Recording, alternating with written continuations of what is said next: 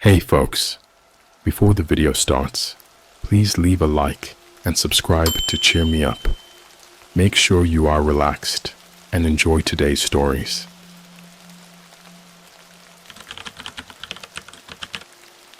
Me and my friends played a game on the deep web while we were on a camping trip. I think someone is watching us. So, this might sound like the start of one of those stupid teenager stories, and I get it. Looking back, it probably was a dumb idea, but in the moment, it felt harmless. You know how it is when you're with your friends, and one of them says, "Hey, let's do something crazy." That's basically what happened. Last summer, me and three of my best friends, Mark, Jake, and Emily, decided to go on a camping trip before heading off to college. We wanted one last adventure together before life got too serious. We found a nice spot out in the woods, pretty secluded, near a small lake. It was perfect. No cell service, no distractions, just us and the great outdoors. The first couple of days were awesome. We fished, hiked, and sat around the campfire, telling stories and roasting marshmallows. But by the third night, we started running out of things to do. That's when Jake, who's always been the tech guy in our group, pulled out his laptop. Now, I know what you're thinking. Who brings a laptop on a camping trip? But Jake's always been a bit of a gadget freak, and he'd set it up so we could watch movies if we got bored. Except, that night, he had a different idea. "I've been messing around with this thing called Tor," he said, smirking like he had some big secret. "You guys know about the deep web, right?" I'd heard of it, of course, mostly from creepy stories, online, and urban legends. It was supposed to be this hidden part of the internet where you could find all sorts of messed up stuff. I didn't really know much about it beyond that, and honestly, it had never really interested me. Emily rolled her eyes. "Seriously, Jake? The deep web? That's where all the crazies hang out." "Exactly," Jake said, his grin widening. "But there's this thing I found. It's like a game. People say it's super freaky, but it's all just code. Some guy made it as a horror experiment or something. I thought it'd be fun to try it out. You know, since we're out here in the middle of nowhere." Mark looked skeptical, but intrigued. "What kind of game?" Jake shrugged. "It's called the Watcher's Game. Basically, you go through these different levels, and each one's supposed to get scarier. The catch is, the game starts messing with you, sending messages, maybe even using your camera. It's all fake, though, just to freak you out." I'll admit, I was curious. The idea of something freaking us out in the middle of the woods was both terrifying and exciting. Plus, I trusted Jake. He wouldn't get us into anything too serious. "So, what do you guys think?" Jake asked, looking around at us. Emily hesitated, but Mark and I were in. We figured, why not? It's just a game, right? What could possibly go wrong?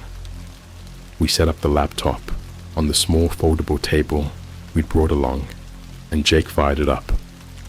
The screen glowed in the dark night, the only light aside from the dimming campfire. We all huddled around a little closer than usual and watched as Jake navigated through the Tor browser. He found the site pretty quickly, a plain black screen with a single link that said, "Enter the game." It looked basic, like something a high school kid might have put together. Nothing too flashy or professional, which somehow made it even creepier. "Last chance to back out," Jake said, half joking, but there was a nervous edge in his voice. No one backed out. Jake clicked the link, and the screen went black for a moment. Then a message appeared. "Welcome to the Watcher's Game. Are you sure you want to play?" We all exchanged glances, and Mark, always the brave one, said, "Do it." Jake clicked, "Yes." and the game began. The screen flickered, and then the first level loaded up. It looked like an old 8-bit game, pixelated graphics, simple colors. It was a side-scrolling platformer with a little character that looked like a stick figure. The objective was simple: get to the end of the level without getting caught by the Watcher. At first, it seemed like a joke. The Watcher was this weird, shadowy figure that moved slowly across the screen, and the levels were basic, just some platforms and obstacles to jump over. We laughed as Jake guided the little character through the level, dodging the Watcher easily. But then things started getting weird. As Jake played, the game began to glitch. The screen would flicker, and the Watcher would appear in places it shouldn't be, moving faster than before. The music, a simple, repetitive tune, started to distort, sounding more like static than anything else. Then as Jake cleared the first level, a new message appeared. The Watcher sees you. Level 2. Begin. The screen went black again, and this time, when it came back, we were looking at something that wasn't part of the game. It was a video feed, but the angle was strange, like it was coming from a hidden camera. The feed was dark and grainy, but after a few seconds, we realized what we were looking at. It was us, sitting around the campfire. We all went dead silent, staring at the screen. The camera wasn't from Jake's laptop. It was coming from somewhere else, somewhere in the woods. The angle showed us perfectly, like someone was watching from a distance. Emily was the first to break the silence. "Jake, what the hell is this?" Jake looked just as freaked out as the rest of us. I don't know," he stammered. "It's part of the game, I guess. It's supposed to be fake." "But that's us," Mark said, his voice low and tense. "That's really us." The feed cut out, and the screen went back to the game. The second level started, but none of us were paying attention anymore. We were too busy scanning the dark woods around us, trying to see if there was anyone out there, any sign of a camera or something watching us. But there was nothing, just trees and darkness. Jake hesitated before continuing with the game. We all wanted him to stop, but at the same time, we were too deep in it now. We had to know what was going on. He pressed on, guiding the little stick figure through the increasingly difficult level. The Watcher was faster now, almost catching the character a few times. The glitches were worse too, with the screen warping and the music distorting into something almost unbearable. As he neared the end of the level, another message popped up, this time in red. "You can't hide from the Watcher. Level 3, begin." And that's when the screaming started. Not from us. It was coming from the laptop. It was loud, sudden, like someone was right there, screaming in our ears. It was so real that we all jumped back, almost knocking the laptop off the table. Jake slammed the laptop shut, killing the noise instantly. We sat there in stunned silence, our hearts racing. "What the hell was that?" Emily whispered, her voice trembling. "I don't know," Jake said again, but this time he sounded scared, really scared. "I didn't think it was real. It's just a game, right? Just a stupid game." But none of us were convinced anymore. The game had crossed a line, one that none of us were comfortable with. It wasn't just some dumb internet challenge. It was something else. Something wrong. "Let's just go to bed," Mark said, trying to sound calm but failing. "It's late, and we're all freaked out. We'll deal with it in the morning." We all agreed, eager to put as much distance between us and that laptop as possible. Jake shut it down completely, and we retreated to our tents. But none of us slept much that night. And in the silence, as I lay there staring up at the thin fabric of my tent.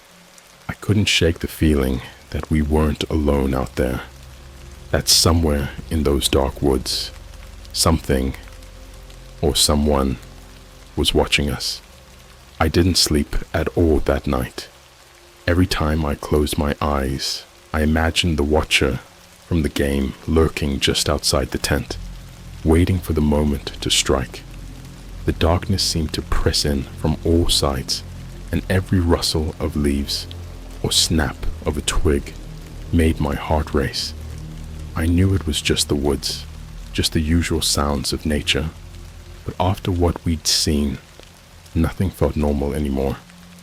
By the time the first light of dawn crept through the trees, I was exhausted, but more than ready to leave the tent.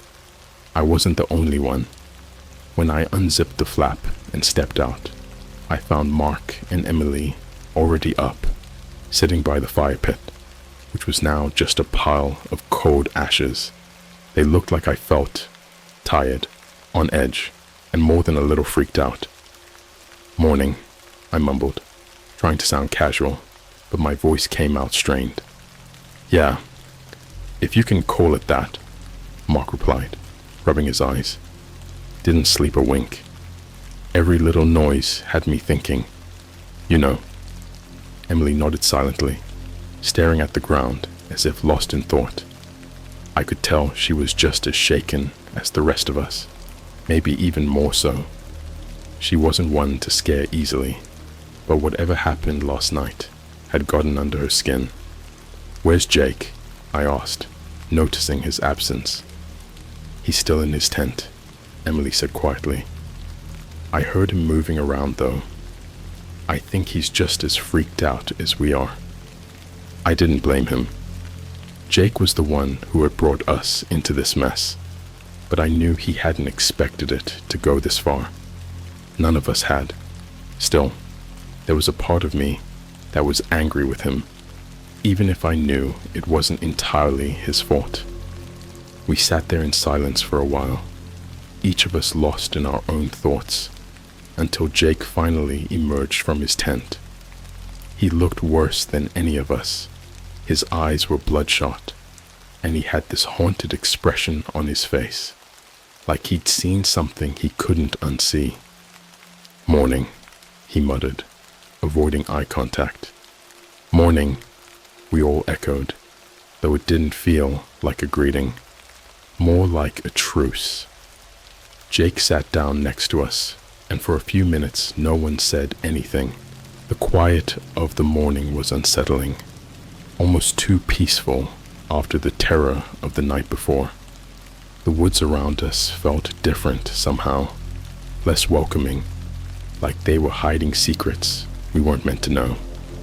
Finally, Mark broke the silence. "So, what do we do now?" Jake sighed, running a hand through his hair. "I'm sorry, guys. I didn't think it would be like that. I thought it was just a game, you know? Something creepy but harmless." "We know," I said, trying to keep the anger out of my voice. "But that wasn't just a game, Jake. There was a camera, a real camera, watching us. How do you explain that?" Jake shook his head. "I can't. I don't know how that happened. It shouldn't have been possible." "Well, it was," Emily said, her voice sharp. "And now what? We just pretend it didn't happen?" Jake was quiet for a moment, clearly struggling with what to say. "Look, maybe it's over. We stopped playing, right? We didn't finish the game, so maybe it's done with us." "But what if it's not?" Emily pressed, her voice trembling slightly. "What if it's still watching us?" None of us had an answer to that. The thought hung in the air like a dark cloud, casting a shadow over everything. "Let's just get out of here," Mark said finally. "We're supposed to be leaving tomorrow anyway. Let's pack up and head home early. I don't want to stay here another night." We all agreed. The idea of spending another night in those woods, especially after what had happened, was unbearable. We moved quickly, packing up our gear with nervous energy, constantly glancing over our shoulders as if expecting to see something or someone lurking in the trees. Jake hesitated when he got to his laptop. He stared at it for a long moment, as if debating whether to open it or not. "Don't," Emily said, her voice firm. "Just leave it alone, Jake. We don't need to see anything else." He nodded reluctantly and stuffed the laptop into his bag without another word. As we finished packing, I couldn't shake the feeling that we were being watched. The sensation was almost palpable, like a weight pressing down on my shoulders. It was irrational, I knew that, but knowing didn't make it any less real. By the time we were ready to go, the sun was fully up, casting long shadows across the campsite. But even in the daylight, the woods felt oppressive, like they were closing in on us. We hiked back to where we'd parked the car, moving faster than we usually would, driven by an unspoken urgency. The path that had seemed so peaceful on the way in now felt sinister, the trees lining it like silent sentinels, watching us pass. When we finally reached the car, we all breathed a collective sigh of relief. The thought of leaving the woods behind was like a weight lifting off our chests. But just as we were about to pile in, something caught my eye. There, hanging from one of the trees just off the path, was a small black object. I squinted, trying to make it out, and felt my stomach drop when I realized what it was. A camera, pointed directly at us. I froze, unable to speak. Mark and Emily noticed my expression and followed my gaze. Mark's face went pale, and Emily let out a small, horrified gasp. Jake was the last to see it. He stared at the camera for a long moment, his face going through a range of emotions: shock, fear, disbelief. "We need to go," I said, my voice barely above a whisper. "Now." No one argued. We all scrambled into the car, and Mark, who was driving, floored the gas pedal. The tires kicked up dirt as we sped away, leaving the campsite and the camera behind. As we drove, the tension in the car was palpable. No one spoke, but we all kept glancing out the windows, as if expecting to see something following us. But nothing did. The road stretched out ahead of us, empty and silent, and the farther we got from the woods, the more the fear began to fade, replaced by a numb sense of disbelief. It wasn't until we were well on our way home, the trees thinning out and the familiar sight of the highway coming into view, that Jake finally broke the silence. "What if it's not over?" he asked quietly, almost to himself. No one had an answer to that. We drove the rest of the way in silence, each of us lost in our own thoughts. But even as we left the woods behind, the feeling of being watched lingered, like a shadow that followed us all the way home. And deep down, I knew Jake was right. This wasn't over, not by a long shot. By the time we got back to town, it was late afternoon. The sun was just starting to dip below the horizon, casting long shadows across the streets. The drive had been quiet, tense, and the closer we got to home, the more I could feel the unease settling in. It was like the fear from the woods had followed us, hitching a ride in the back seat, and now it was lurking just beneath the surface, waiting to pounce. We dropped off Emily first. She lived the closest, in a quiet neighborhood with tree-lined streets and neatly trimmed lawns. Normally, it was the kind of place that felt safe, like nothing bad could ever happen there. But as we pulled up to her house, I could tell she didn't feel any safer than the rest of us. She hesitated before getting out of the car, her hand lingering on the door handle. "You guys, let's just not talk about this, okay? Let's pretend it never happened." Mark and I nodded, and even Jake. who'd been silent the whole drive, murmured his agreement. We all wanted to forget, to push the whole thing out of our minds and move on. But deep down, I knew it wasn't going to be that easy. Emily gave us a weak smile before stepping out of the car and heading inside. I watched her go, a heavy feeling in my chest. We'd been through a lot together over the years, but I'd never seen her look so scared, so vulnerable. It made the whole thing feel even more real, more dangerous. Mark dropped me off next. My house was a little farther out, in a quieter part of town. I lived with my parents, but they were away for the weekend, so the house was dark and empty when I walked in. Normally, I didn't mind being alone. In fact, I usually enjoyed it. But that night, the silencer was oppressive, almost suffocating. I locked the door behind me, double-checking it, then went through the house, making sure all the windows were shut and the blinds were drawn. I didn't even bother turning on the lights. I just wanted to feel hidden, safe from whatever might be out there. After a quick shower, I threw on some clothes and flopped onto my bed, hoping that maybe sleep would come easily now that I was back home. But as I lay there in the dark, staring up at the ceiling, I couldn't shake the feeling that something was wrong. My mind kept drifting back to that camera in the woods, the way it had been pointed right at us, like someone or something was keeping tabs on us. I must have drifted off at some point, because the next thing I knew, I was waking up to the sound of my phone buzzing on the nightstand. I groggily reached for it, squinting at the bright screen. It was a text from Jake. Jake, dude, something's wrong. I sat up, my heart pounding. I quickly texted back. Me. What do you mean? He didn't respond right away, and for a few agonizing minutes, I just stared at the screen, willing it to light up again. When it finally did, my stomach dropped. Jake, I'm getting messages from the game. They're coming from an unknown number. A cold chill ran down my spine as I read the words. My first instinct was to call him, but before I could, another text came through. Jake, it says the Watcher knows where I am. I didn't know what to say. I wanted to tell him it was just a prank, that someone was messing with him, but I couldn't bring myself to lie. Something deep inside me told me that this was no prank, no joke. This was real, and it was getting worse.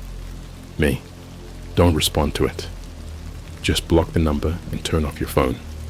Jake, I tried. It won't let me block it. The texts just keep coming. My hands were shaking now. I could feel the fear rising, clawing its way up my throat.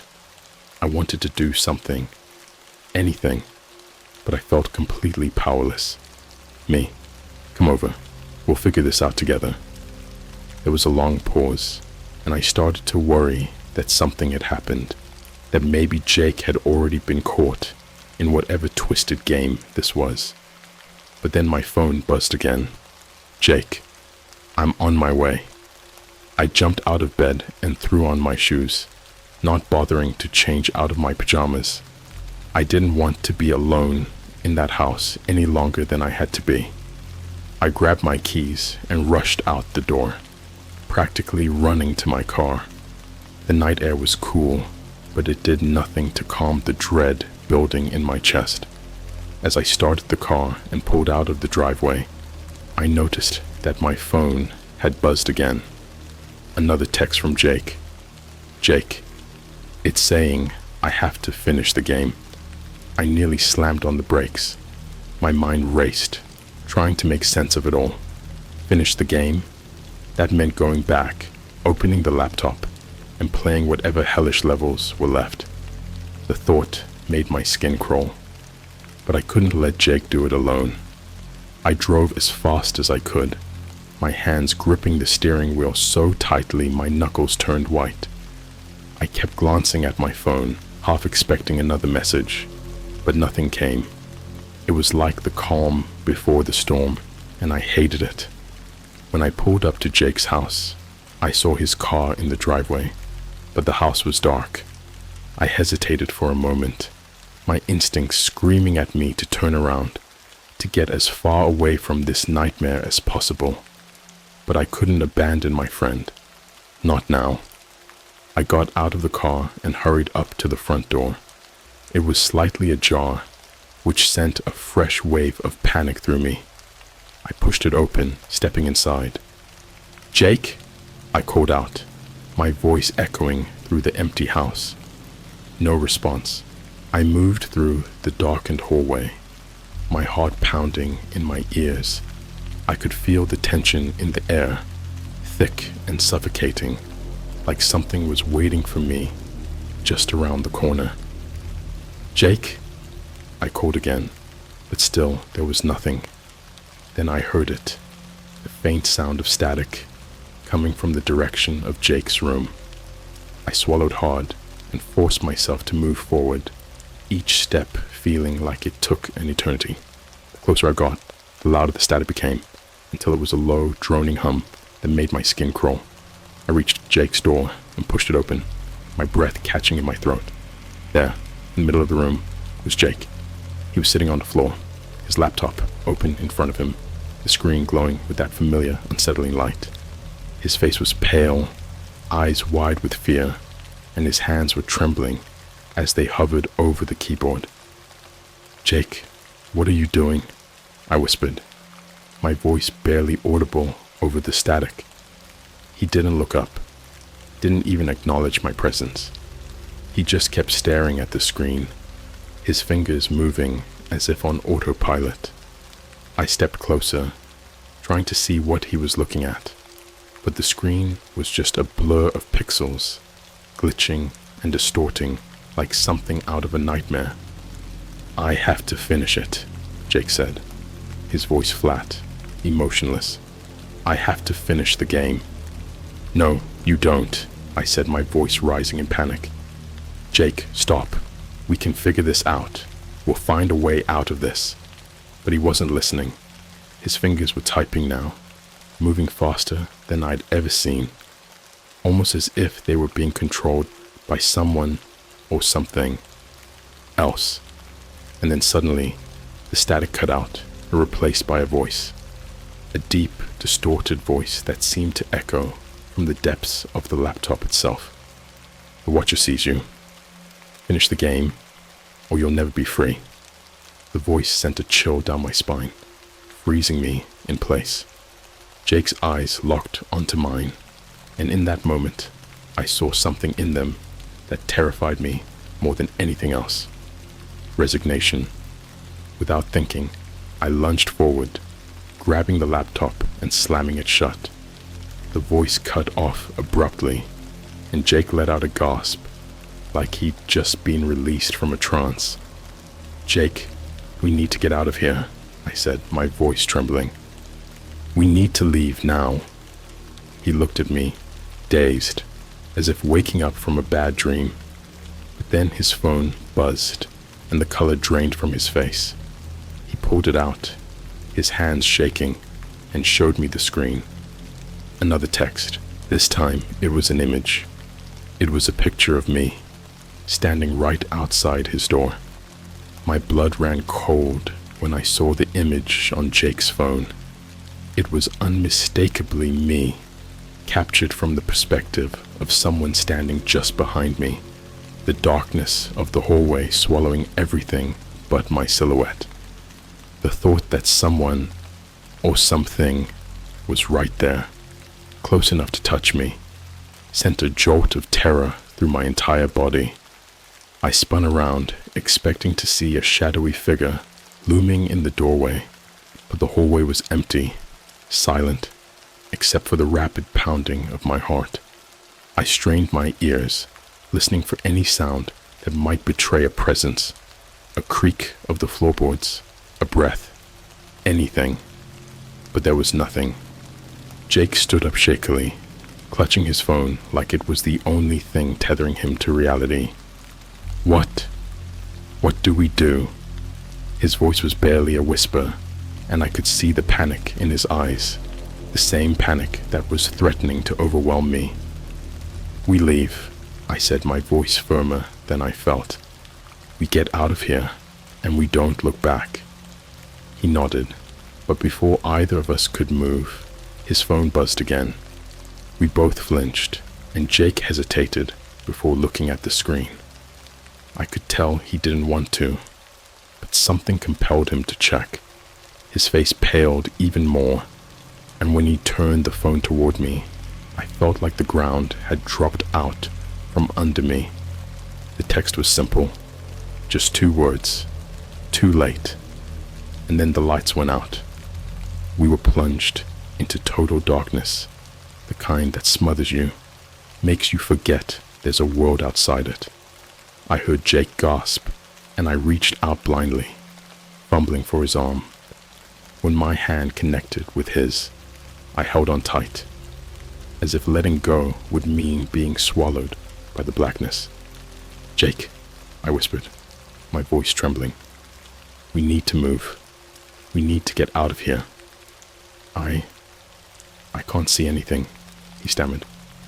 "Follow me," I said, trying to keep my voice steady. "We'll head for the front door. Just don't let go." I took a deep breath, trying to remember the layout of the house, the steps to the front door. The darkness was disorienting, making everything feel unfamiliar, like we were trapped in a space that wasn't really his home. But I forced myself to take the first step, pulling Jake along with me. We moved slowly, shuffling through the darkness, our footsteps unnervingly loud in the silence. I counted the steps in my head, hoping it would keep me grounded, but the fear was gnawing at me, making it hard to think. Then out of nowhere, I heard it, a soft, almost imperceptible sound, like the creak of a floorboard behind us.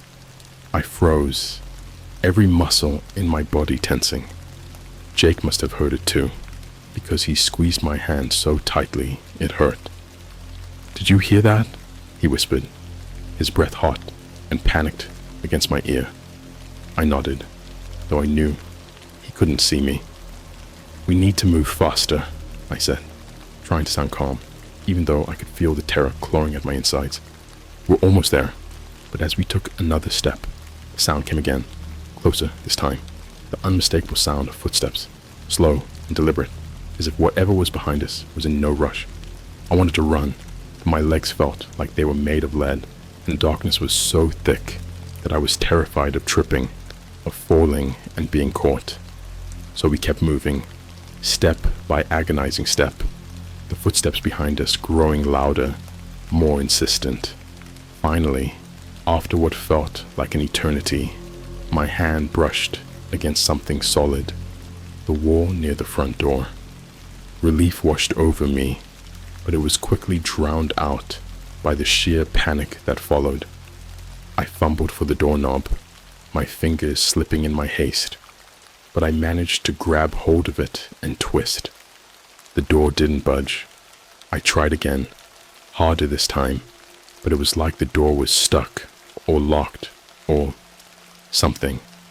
I could feel Jake breathing heavily beside me, his panic mirroring my own. "It won't open," I said, my voice rising in fear. "It won't." And then the footsteps stopped, right behind us. I could feel something there, something cold and malevolent, something that had been waiting for this moment. The air around us seemed to freeze, and the darkness became almost suffocating, pressing in from all sides. "Jake," I whispered, my voice barely audible. "Don't turn around." But he did. I felt him pull away from me, turning to face whatever was standing there. And then I heard him gasp, a sound filled with pure, unfiltered terror. Before I could stop myself, I turned to, and for a moment I saw it, a shadow, darker than the darkness itself, a figure that seemed to pulse with an unnatural energy, its form barely distinguishable, but undeniably there. And then, just as suddenly as it had appeared, It was gone. The lights flickered back on, flooding the room with harsh, artificial light. We were alone in the hallway, the door now slightly ajar, like it had never been stuck at all. Jake and I stood there, breathing heavily, our minds struggling to process what we had just seen. The house was silent, empty, but the air was thick with the lingering presence of something wrong. "Let's go," I said, my voice hoarse. "We need to get out of here." Jake didn't argue. We bolted out the door, not bothering to lock it behind us. The night air was cold, and the street was empty, eerily quiet. We jumped into my car, and I started the engine with shaking hands. As I drove, I kept glancing in the rearview mirror, half expecting to see that shadowy figure following us. But there was nothing, just the dark, empty road stretching out behind us. We didn't say a word the entire drive to my house. The silence between us was heavy, filled with the weight of what we'd just experienced. My mind was racing, trying to make sense of it all, but there were no answers, only questions. Questions I wasn't sure I wanted the answers to. When we finally pulled into my driveway, I turned off the engine and sat there for a moment, my hands still gripping the steering wheel. "What now?" Jake asked quietly, his voice shaking. I didn't know what to say.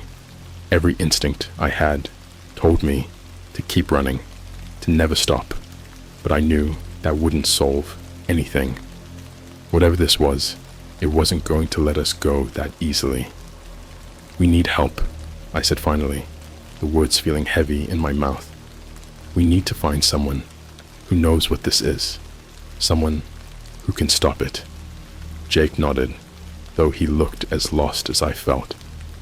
We got out of the car and headed into my house, the weight of everything pressing down on us like a physical force.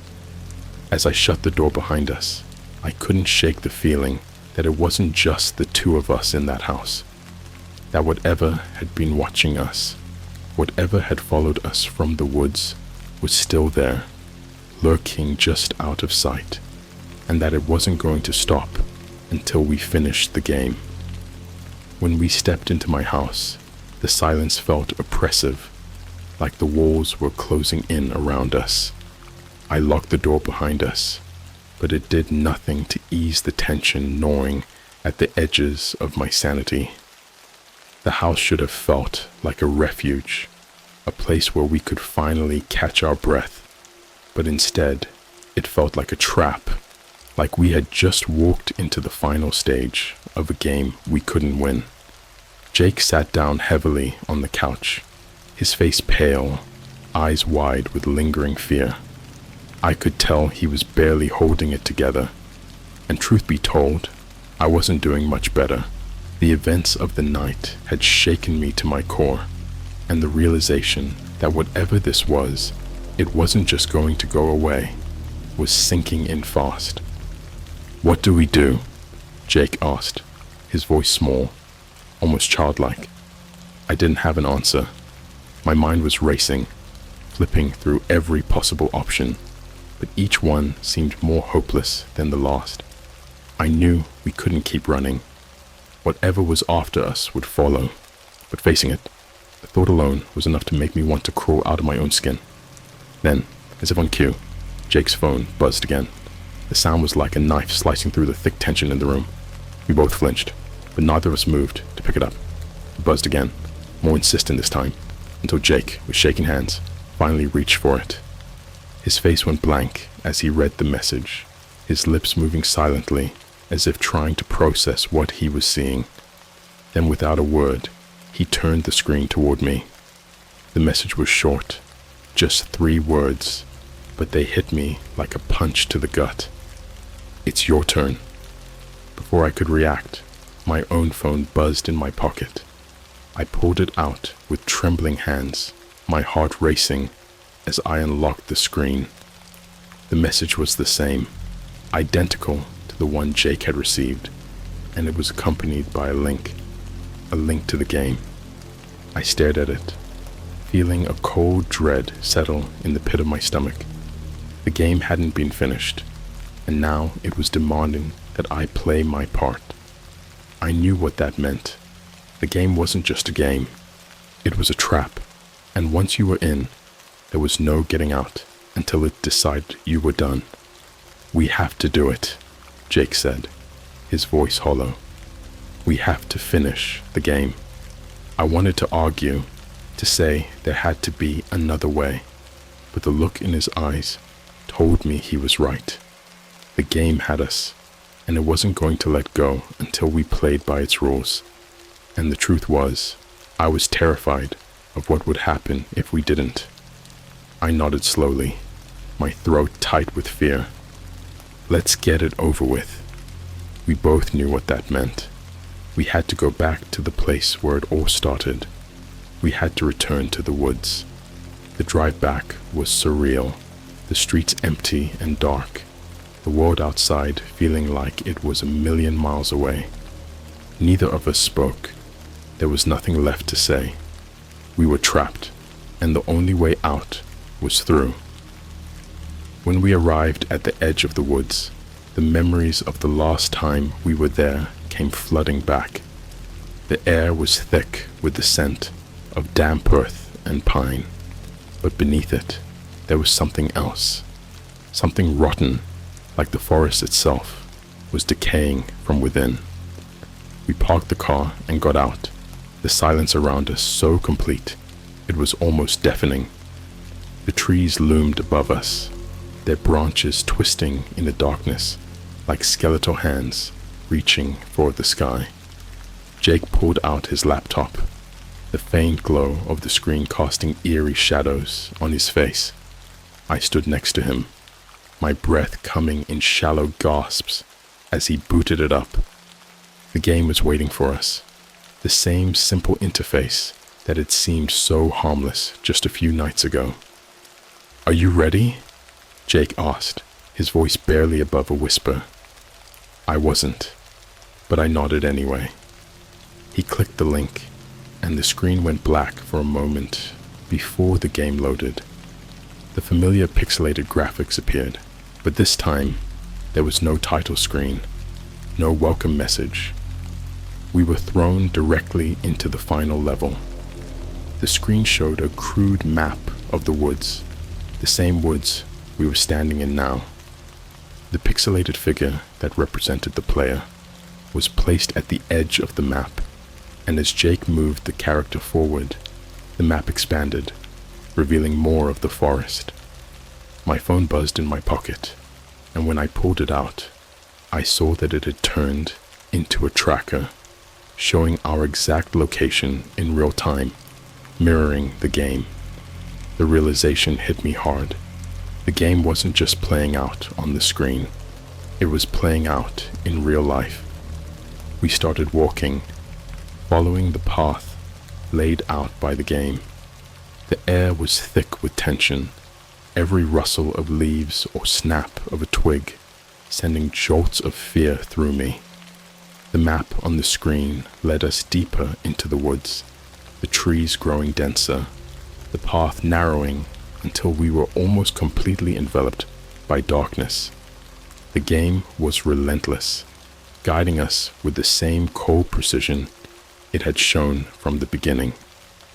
I kept glancing at the screen, trying to anticipate what was coming, but there was no pattern, no logic to it. It was like the game was toying with us, drawing us deeper into its web. And then, suddenly, the pixelated figure on the screen stopped. The map showed a clearing up ahead, and I knew, with a sickening certainty, that this was where it was all going to end. "We're almost there," Jake said, his voice strained. He looked at me, and for a moment, I saw the same fear in his eyes that I felt in my own.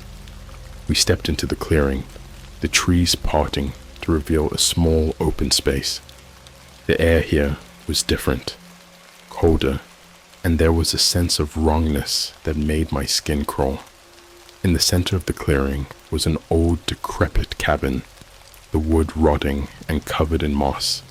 It looked like it hadn't been touched in years, maybe decades, but I knew deep down that it was waiting for us. The screen on Jake's laptop flickered, and then a new message appeared. Enter and finish the game. Jake and I exchanged a look, and without a word, we walked toward the cabin. The door creaked open with a push, revealing a dark interior that smelled of mildew and decay. I could feel my heart pounding in my chest, every instinct screaming at me to turn and run, but I couldn't. We were in too deep. Inside, the cabin was empty except for a single wooden chair in the middle of the room. On the floor, scratched into the dirt, was a symbol, a circle with a crude eye in the center, the same symbol that had been on the laptop screen in the first level of the game. The laptop screen flickered again, and the final message appeared. Sit and finish, or run and be hunted. Jake looked at me, his face pale, sweat beading on his forehead. I think one of us has to do it. I shook my head, fear clawing at my throat. What do you mean? One of us has to sit in that chair, he said, his voice trembling. It's the only way. The game, it wants us to finish it. It won't let us go until we do. I looked at the chair, dread pooling in my stomach. Everything in me screamed to refuse, to run, but the words on the screen were clear. If we didn't finish the game, we'd be hunted, and I knew without a doubt that it wouldn't stop until it caught us. I'll do it, Jake said suddenly, his voice cracking. I started this. I'll finish it. No, I said, grabbing his arm. We'll figure something else out. There has to be another way. But he shook his head, pulling away from me. No, there isn't. This is the only way. Before I could stop him, Jake walked over to the chair and sat down. The moment he did, the laptop screen went black, and the cabin was plunged into silence. I stood there, frozen, my heart pounding in my chest, waiting for something, anything, to happen. And then I heard it.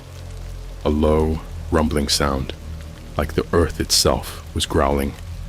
The walls of the cabin seemed to vibrate, and the air grew thick with an unseen pressure, like the whole world was holding its breath. Jake sat there, his eyes wide, staring straight ahead. He looked like he was in a trance, his body rigid, his hands gripping the arms of the chair so tightly his knuckles were white. Jake, I whispered, taking a step toward him. Jake, get up. Let's get out of here. But he didn't move. His eyes slowly drifted up to meet mine, and when they did, I felt a cold wave of dread wash over me. His eyes weren't his anymore. They were black, voids of nothingness, like the darkness had consumed him from the inside out. He opened his mouth, and in a voice that was not his own, he said, "The Watcher sees you." The cabin shook violently, and the door slammed shut behind me with a force that knocked me to the ground. I scrambled to my feet, my heart racing, but it was too late. The walls were closing in, the darkness swallowing everything, and I knew in that moment that there was no escape. The last thing I saw was Jake's lifeless body, sitting in that chair, his eyes black as pitch, staring straight ahead. And then the darkness took me. They found me 3 days later, wandering the woods alone, covered in dirt and blood, muttering about the Watcher. They never found Jake or the cabin, and they said the area where I was found had no sign of anything or anyone else, just empty woods. I don't remember much after that. They told me I was in shock, that I was lucky to be alive, but I don't feel lucky. I feel haunted. The Watcher isn't done with me. I can feel it, see it, in the corners of my vision, just out of reach. I know it's still watching, waiting, and I know one day I'll have to finish the game.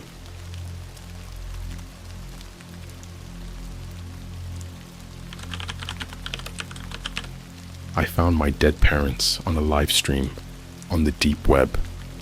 I never thought I'd be the type of person to get tangled up in the dark corners of the internet.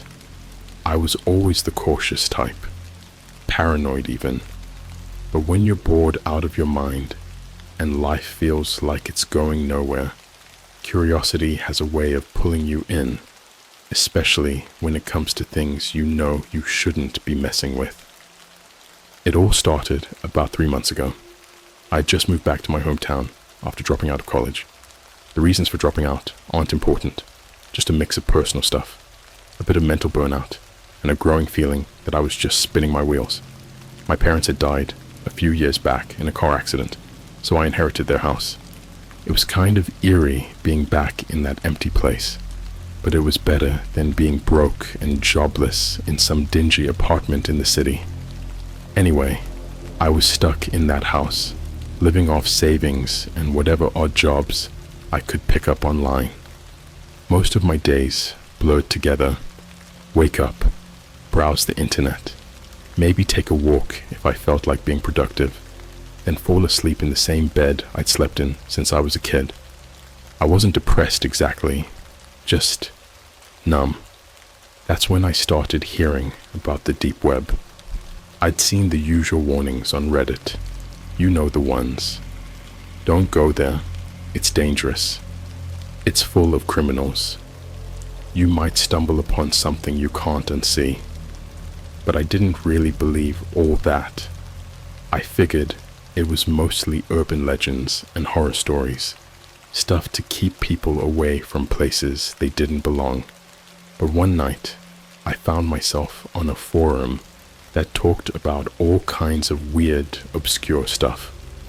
Most of it was harmless, like weird facts about the paranormal, bizarre conspiracy theories, and old internet mysteries that no one ever solved.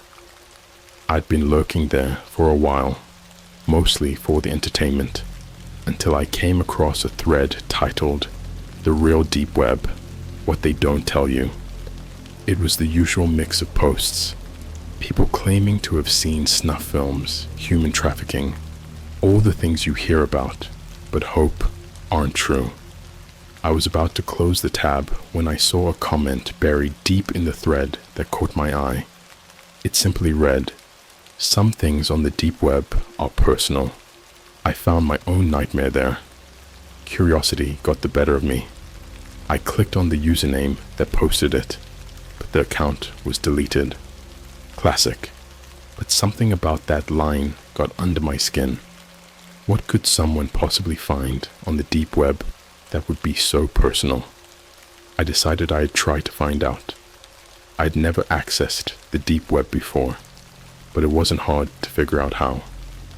A quick search, some software downloads, and a couple of tutorials later, I was in. It was underwhelming at first. A lot of the sites were just janky-looking forums and old-school web pages, the kind you'd expect to see in the 90s. I was disappointed, almost relieved, that nothing seemed as dark or twisted as people claimed. But then, I started digging deeper. It was around 2 a.m. when I stumbled upon a site that wasn't like the others. It didn't have a name, just a string of random characters for a URL. The homepage was plain black with nothing but a single line of text in the center. "Welcome to the show."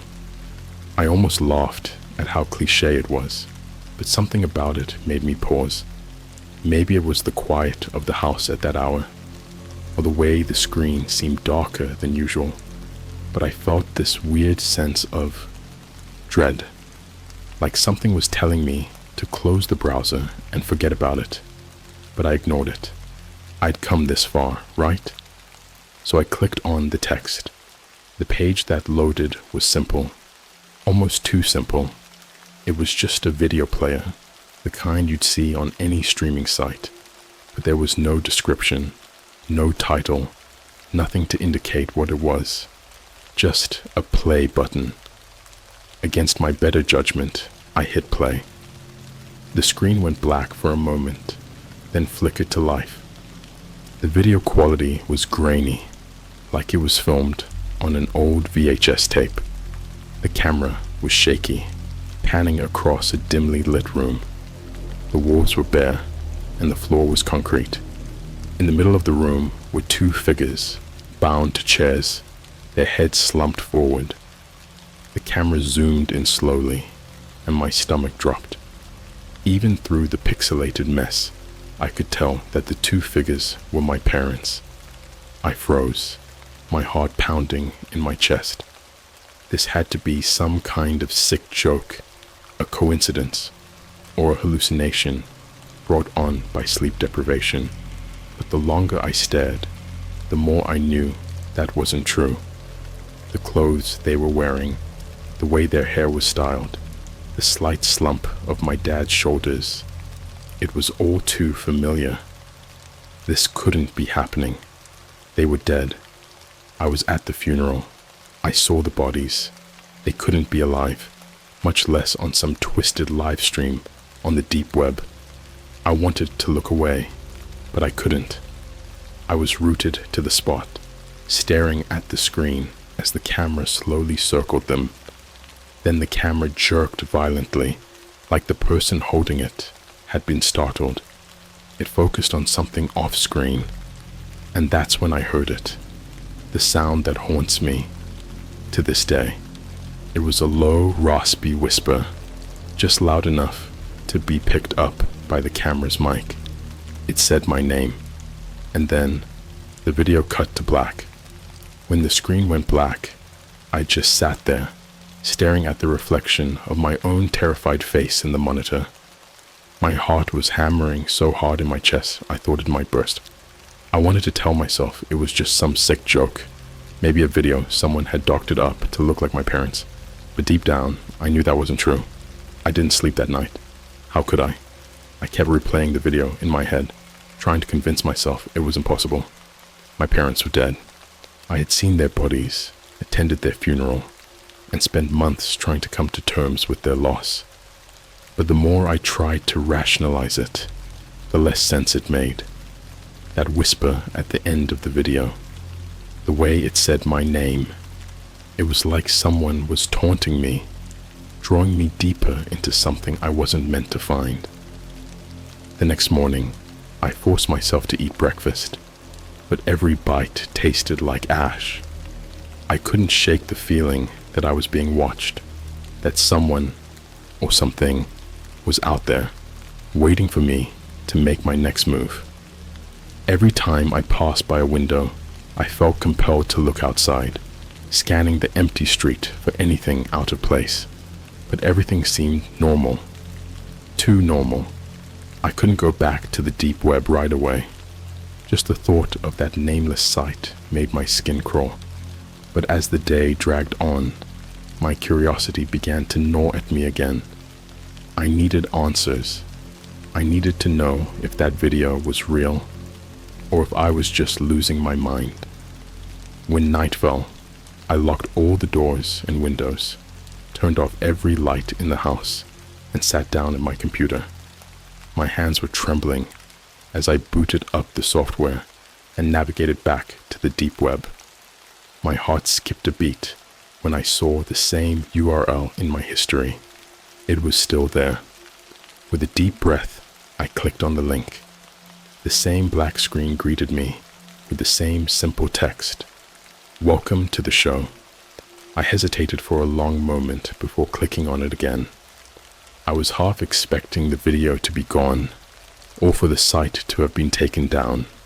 But no, the video player loaded just like before. This time, there was a new video. The thumbnail was dark, almost impossible to make out, but I could see the outline of what looked like a small room, maybe a basement. My parents weren't in the frame, but I could feel their presence, like they were just out of sight, waiting for me to find them again. I didn't want to click play, but I knew I had to. The video began with the same shaky camera work as the last one. The room was different, smaller, more confined. The walls were made of crumbling brick, and there was a single flickering light bulb hanging from the ceiling. The camera panned around slowly, and I noticed something that made my blood run cold. In the corner of the room, half hidden by shadow, was an old wooden table. On the table, there was a photo album. It was identical to the one my mom used to keep all our family pictures in, the one that had disappeared after their accident. The camera zoomed in on the album, as if whoever was filming wanted me to see it up close. My name was scrawled across the cover in my mom's handwriting. The camera lingered on the album for a few seconds, then jerked suddenly, as if the person holding it had been startled again. The lens turned towards the door, and for a moment I thought I could hear faint footsteps, like someone was approaching. The camera began to shake more violently, and then it fell to the ground with a loud crash. The screen went black for a few seconds, but the audio kept playing. I heard the footsteps get louder, then stop right near the camera. There was a long, tense silence, and then the whisper came again. Only this time, it wasn't just my name, it was my mom's voice. "I miss you," she whispered, her tone so soft and familiar that it made my chest tighten. "Come find us." The video cut out abruptly, leaving me staring at a blank screen once more. My breathing was ragged, my palms sweaty. That voice, there was no mistaking it. I hadn't heard my mom's voice in years, but it was exactly as I remembered it. The tenderness, the slight tremor when she was emotional. It was all there, but how could it be? How could any of this be real? I scrambled out of my chair and paced the room, trying to make sense of what I'd just seen. The logical part of my brain was screaming at me to stop, to shut down the computer and forget this ever happened. But another part of me, the part that still missed my parents every single day, was telling me to keep going, to find out what the hell was happening. I knew I couldn't just sit there and do nothing. I had to get to the bottom of this, even if it meant going down a path I wasn't sure I could come back from. I spent the next few days doing nothing but researching. I searched for any information I could find on deep web live streams, hoping to come across someone who had seen something similar. But every lead I found ended up being a dead end. It was as if this site, this show, was designed specifically for me, like it was calling me out personally. And then, one night, I received an email. The subject line was blank, and there was no sender listed. The message contained only one line: "The truth is buried deep. Keep watching." Attached to the email was an image. I hesitated before opening it, afraid of what I might see. But when I finally clicked on it, my heart nearly stopped. It was a photo of my parents, taken years ago, before the accident. They were standing in front of our old house, smiling, like they didn't have a care in the world. But something was off. In the background, barely visible in the shadows near the house, was a figure. It was just a silhouette, but I could tell it was watching them, watching us. My head was spinning. I felt like I was being pulled into a nightmare, one that I couldn't wake up from. Someone, or something, was playing with me, leading me deeper into this twisted game, and I knew that if I kept going, there might be no way out. But I also knew I couldn't stop. Not now. Not until I found out the truth. I went back to the site that night, my hands shaking as I clicked on the link. The page loaded, but this time there was no video. Instead, there was a message: "Come find us." And beneath it, a new URL. I stared at the new URL for what felt like hours, the glowing letters almost taunting me. "Come find us." It was like a dare, a sick challenge that I couldn't walk away from. Whoever or whatever was behind this knew exactly how to get under my skin. They knew I couldn't resist the lure of finding out what happened to my parents, and they were using that to reel me in deeper. But I wasn't naive. I knew this was a trap. Every instinct in my body was screaming at me to close the browser, to shut down the computer, and never look back. But the email, the videos, the voices, they were all too personal, too targeted. Someone out there had gone to great lengths to make this nightmare as real as possible, and I needed to know why. I copied the new URL and pasted it into the browser. My finger hovered over the enter key, a moment of hesitation creeping in. This could be the point of no return. But then I thought of my mom's voice in that video, how she sounded like she was right there in the room with me, and I pressed the key before I could talk myself out of it. The site that loaded was different from the previous one. It wasn't just a black screen with ominous text. This time, it was a full web page with an old school design that reminded me of the early days of the internet.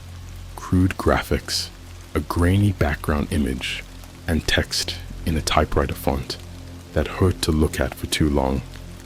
At the top of the page, in large bold letters, it said, "Welcome to the family." I felt a chill crawl down my spine. I scrolled down and the page was filled with images, photos of families, all smiling and happy, like something out of a cheesy 90s commercial. But as I looked closer, I noticed something wasn't right. The people in the photos weren't quite normal. Their smiles were too wide, their eyes too glassy. It was like someone had taken perfectly ordinary family pictures and edited them just enough to make them unsettling. My heart sank when I spotted a photo of my own family among them. It was an old picture, one I hadn't seen in years. We were at a park, my dad with his arm around my mom, and me, about 10 years old, sitting on the grass with a goofy grin on my face. But in this version of the photo, we all looked wrong. Our eyes were darker, almost black, and our smiles were stretched too wide, like someone had pulled at the corner soles of our mouths with invisible strings. I forced myself to keep scrolling, even though every fiber of my being wanted to slam my laptop shut and pretend I'd never seen any of this. The further I went down the page, the more disturbing the images became. Families were shown in various states of decay, their faces twisted into grotesque parodies of happiness. Some were missing eyes, others had their mouths sewn shut, but all of them had that same eerie smile plastered across their faces. At the bottom of the page was a single link that said, "Join us." I clicked on it, knowing I was in too deep to stop now. The screen flickered and then went black, just like before. But this time, instead of a video player, a live chat box appeared. My pulse quickened as I stared at the blinking cursor, waiting for something to happen. After a few seconds, a message popped up. "Unknown. Welcome back." I hesitated, then typed a reply. "Me. Who is this? What do you want from me?" There was a long pause before the next message appeared. "Unknown. We've been waiting for you. Your family has been waiting for you." My blood ran cold. Whoever this was, they were toying with me, playing on my deepest fears and insecurities. But I couldn't walk away now, not after everything I'd seen. Me. Where are they? What do you know about my parents? The response came almost immediately. "Unknown. You're close, but you need to prove you're ready to join them. Are you ready?" I stared at the screen, my mind racing. This was it. This was the point where I had to decide if I was really going to go through with this. I had no idea what proving I was ready meant. but something told me it wouldn't be easy or safe. Me. What do I have to do? The chat box disappeared, replaced by another video player. I could feel the dread building in my chest as I hit play. The screen lit up, showing a dark, narrow hallway. The camera was moving slowly, like someone was creeping down the hall with cautious, deliberate steps.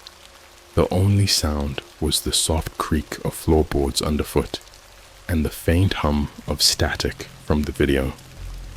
I didn't recognize the hallway at first, but as the camera got closer to the end, something clicked in my memory. This was my old high school. I hadn't been back there since the graduation, but the layout was unmistakable. The camera turned a corner, and I saw the familiar row of lockers lining the walls, their paint chipped and faded with age. The camera stopped in front of one locker in particular, zooming in on the number 213. My heart skipped a beat. That was my locker, the one I used for all 4 years of high school. I remembered the combination by heart, even after all these years. 23-1907. As if on cue, the camera zoomed in on the lock. My breath caught in my throat. This wasn't just some random video. It was live. Someone was there, at my old high school, waiting for me. The camera panned down, and I saw a folded piece of paper taped to the locker door. The camera zoomed in until the words on the paper filled the screen. Come home. The video cut out, leaving me staring at the black screen once again. My mind was reeling. This couldn't be real. It had to be some kind of elaborate hoax, someone trying to mess with my head. But the details were too precise, too personal. Whoever was behind this knew things about me that no one else did. I jumped out of my chair and grabbed my car keys. I knew I was being reckless, that I was walking straight into a trap, but I didn't care. I had to go to the school. I had to see what was in that locker. The drive there was a blur. My thoughts were racing, my hands gripping the steering wheel so tightly, my knuckles turned white. The town was quiet, the streets deserted at this hour. As I pulled into the parking lot of my old high school, a sense of unease washed over me. The building loomed in the darkness, its windows like empty, soulless eyes staring back at me. I got out of the car and made my way to the side entrance, the one that was always unlocked. The door creaked as I pushed it open, the sound echoing through the empty halls. My footsteps seemed too loud, the silence pressing in on me from all sides. I navigated the familiar hallways, my heart pounding in my chest. When I reached locker 213, I stopped, my breath hitching. The paper was there, just like in the video. The same words, written in the same shaky hand. Come home. With trembling hands, I reached for the combination lock. 23-1907. It clicked open on the first try, and I slowly swung the locker door open. Inside, there was a single item, a VHS tape. I stared at it, my mind spinning. Why a VHS tape? It was so outdated, so out of place. But there it was, sitting on the top shelf of my old locker, waiting for me. I grabbed the tape and slammed the locker shut, my anxiety mounting by the second. I felt like I was being watched, like someone, or something, was just out of sight, lurking in the shadows. I hurried out of the building, back to my car, and sped home without looking back. When I got back to the house, I dug out an old VCR from the basement, one I hadn't used in years. My hands were shaking as I plugged it in and popped in the tape. The screen flickered to life with a burst of static, and then the video began to play. The footage was grainy, the colors washed out, like it had been recorded decades ago. The camera was stationary, pointed at a small, dimly lit room. In the center of the room, sitting in 2 chairs, were my parents. They were alive, but they looked different. Their faces were pale, their eyes hollow, like they hadn't seen sunlight in years. They were staring straight at the camera, their expressions blank, devoid of any emotion. My mom's hands were clasped tightly in her lap, and my dad's fingers were drumming nervously on the armrest of his chair. Then slowly, they began to speak, but their voices were distorted, garbled, like the tape had been damaged. I could barely make out the words, but I knew they were talking to me. My mom's voice was soft, pleading, but her eyes were empty, like she wasn't really there. "We're waiting," she said, her voice crackling through the speakers. "Come home." The video ended abruptly, leaving me in stunned silence. I felt like I was going to be sick. My parents were alive, or at least they had been when this tape was made. But something was horribly wrong. They weren't themselves, not really. It was like they were trapped in some kind of nightmare, and they were calling me to join them. I didn't know what to do. I was terrified, confused, and utterly alone. But one thing was clear. I couldn't stop now. Whatever this was, it wasn't over, and I had a sinking feeling that things were only going to get worse. I sat there in the darkness, the old tape still whirring in the VCR, and I realized that this was just the beginning. Whoever was behind this wasn't done with me yet. They were leading me somewhere, deeper into the rabbit hole, and I had no choice but to follow. I didn't sleep that night. I couldn't. The images from the tape played on a loop in my mind. My parents' hollow eyes and expressionless faces staring back at me every time I closed my eyes. I kept hearing my mom's distorted voice, her plea for me to come home echoing in my head like a broken record. The house felt colder, emptier, as if the shadows themselves were closing in, suffocating me. By morning, I was running on pure adrenaline, my mind frayed from exhaustion and fear, but I couldn't stop now. I had to find out where this was all leading. I needed to understand what had happened to my parents, why they were trapped in this nightmare, and why they wanted me to join them. I spent the day searching for any clues, anything that could help me piece together the puzzle. I scoured old family photos, journals, even the deed to the house, but nothing stood out. No hidden messages, no strange symbols, nothing that could explain the horror that had taken over my life. Every corner I turned led me back to the same place, the deep web and that cursed video site.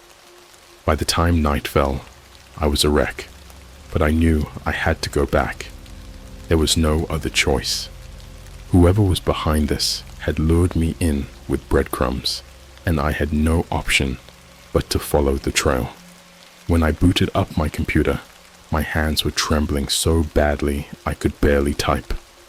The deep web browser loaded, and I hesitated for just a moment before entering the URL from the night before. Part of me was terrified of what I might find, but another part of me, the part that had been growing darker and more desperate with each passing day, needed to know. The site loaded slowly, almost like it was savoring the suspense. This time, the page was different. Gone were the eerie family photos, the unsettling smiles. Instead, there was just a single image, a dark, decrepit house, half covered in vines, with broken windows and a sagging roof. It looked ancient, like it hadn't been touched in decades, but the most disturbing part was that I recognized it. It was the old house at the edge of town, the one that had been abandoned since I was a kid. Every town has one, a house with a bad reputation, a place where kids dare each other to go on Halloween. only to chicken out at the last minute. I hadn't thought about that place in years, but now, here it was, staring back at me from my computer screen like a ghost from my past. Below the image was a single line of text. You know where to find us. I felt a wave of nausea roll over me. Whoever was behind this wasn't just toying with me online anymore. They wanted me to go to that house, to walk right into whatever trap they'd set for me. But what choice did I have? I couldn't back out now, not when I was so close to the truth. I grabbed my coat, shoved a flashlight into my pocket, and headed out the door. The air outside was crisp, and the sky was clouded over, the moon barely visible through the thick layer of fog that had settled over the town. The streets were empty, silent, as I made my way to the outskirts of town, towards that old decaying house. It didn't take long to get there, but every step felt like it was dragging me deeper into some kind of abyss. The house loomed in the distance, a dark silhouette against the pale gray sky. As I got closer, the sense of dread that had been gnawing at me for days intensified until it was almost unbearable. When I reached the front gate, I hesitated, my breath coming in shallow gasps. The gate was rusted, the hinges barely holding it upright, and the path leading up to the house was overgrown with weeds and tangled vines. But the worst part was the silence. There were no sounds of the night, no crickets, no wind, nothing. It was as if the house had swallowed the very life out of the surrounding area. I pushed the gate open with a creak that echoed through the still air and stepped onto the path. Every instinct in my body was screaming at me to turn back, to run as far away from this place as possible. But I forced myself to keep moving forward, one step at a time, until I was standing at the front door. The door was ajar, hanging on one hinge, the wood rotting and splintered. I reached out with a trembling hand and pushed it open, the door swinging inward with a loud groan. The interior of the house was pitch black, and I fumbled with my flashlight before finally clicking it on. The beam of light cut through the darkness, revealing a long, narrow hallway lined with peeling wallpaper and cracked floorboards. The air inside was stale, heavy with the scent of mildew and decay. I could hear the sound of dripping water somewhere in the distance, the steady plink, plink, plink echoing through the empty rooms. I stepped inside, the floor creaking under my weight. The door creaked shut behind me with a loud bang, making me jump. I whipped around, my heart pounding, but there was no one there. I was alone, or at least I thought I was. I moved down the hallway, my flashlight casting eerie shadows on the walls. The house was a maze of narrow corridors and empty rooms, each one more dilapidated than the last. The further I went, the more the air seemed to thicken, pressing down on me, making it hard to breathe. I didn't know what I was looking for, but I knew I had to keep going. There had to be something here, some clue, some sign of what had happened to my parents. The house felt alive, like it was watching me, waiting for me to stumble upon whatever horror it had hidden within its walls. And then I found it. At the end of one particularly long and winding hallway, I came to a heavy wooden door. Unlike the other doors in the house, this one was intact, the wood polished and free of rot. It looked out of place, like it didn't belong in this decaying structure. I reached for the doorknob, my hand shaking uncontrollably. The metal was cold under my fingers, sending a shiver up my spine. I turned the knob, and the door swung open with a soft creak. What I saw inside made my blood run cold. The room was small, lit by a single dim light bulb hanging from the ceiling. In the center of the room was a chair, and sitting in that chair was my mother. She was bound with ropes, her head slumped forward, her hair hanging limply over her face. "Mom," I whispered, my voice cracking. She didn't respond.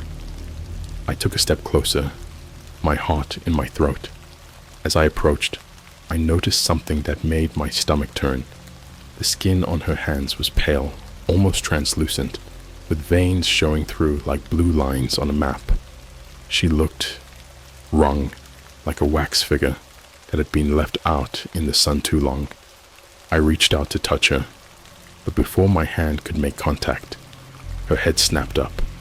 Her eyes were wide open, staring straight ahead, unseeing. Her mouth was stretched into that same unnatural smile I had seen in the photos online. "Come home," she said, her voice a low, mechanical whisper. I stumbled back, my mind racing. This wasn't my mother, at least not anymore.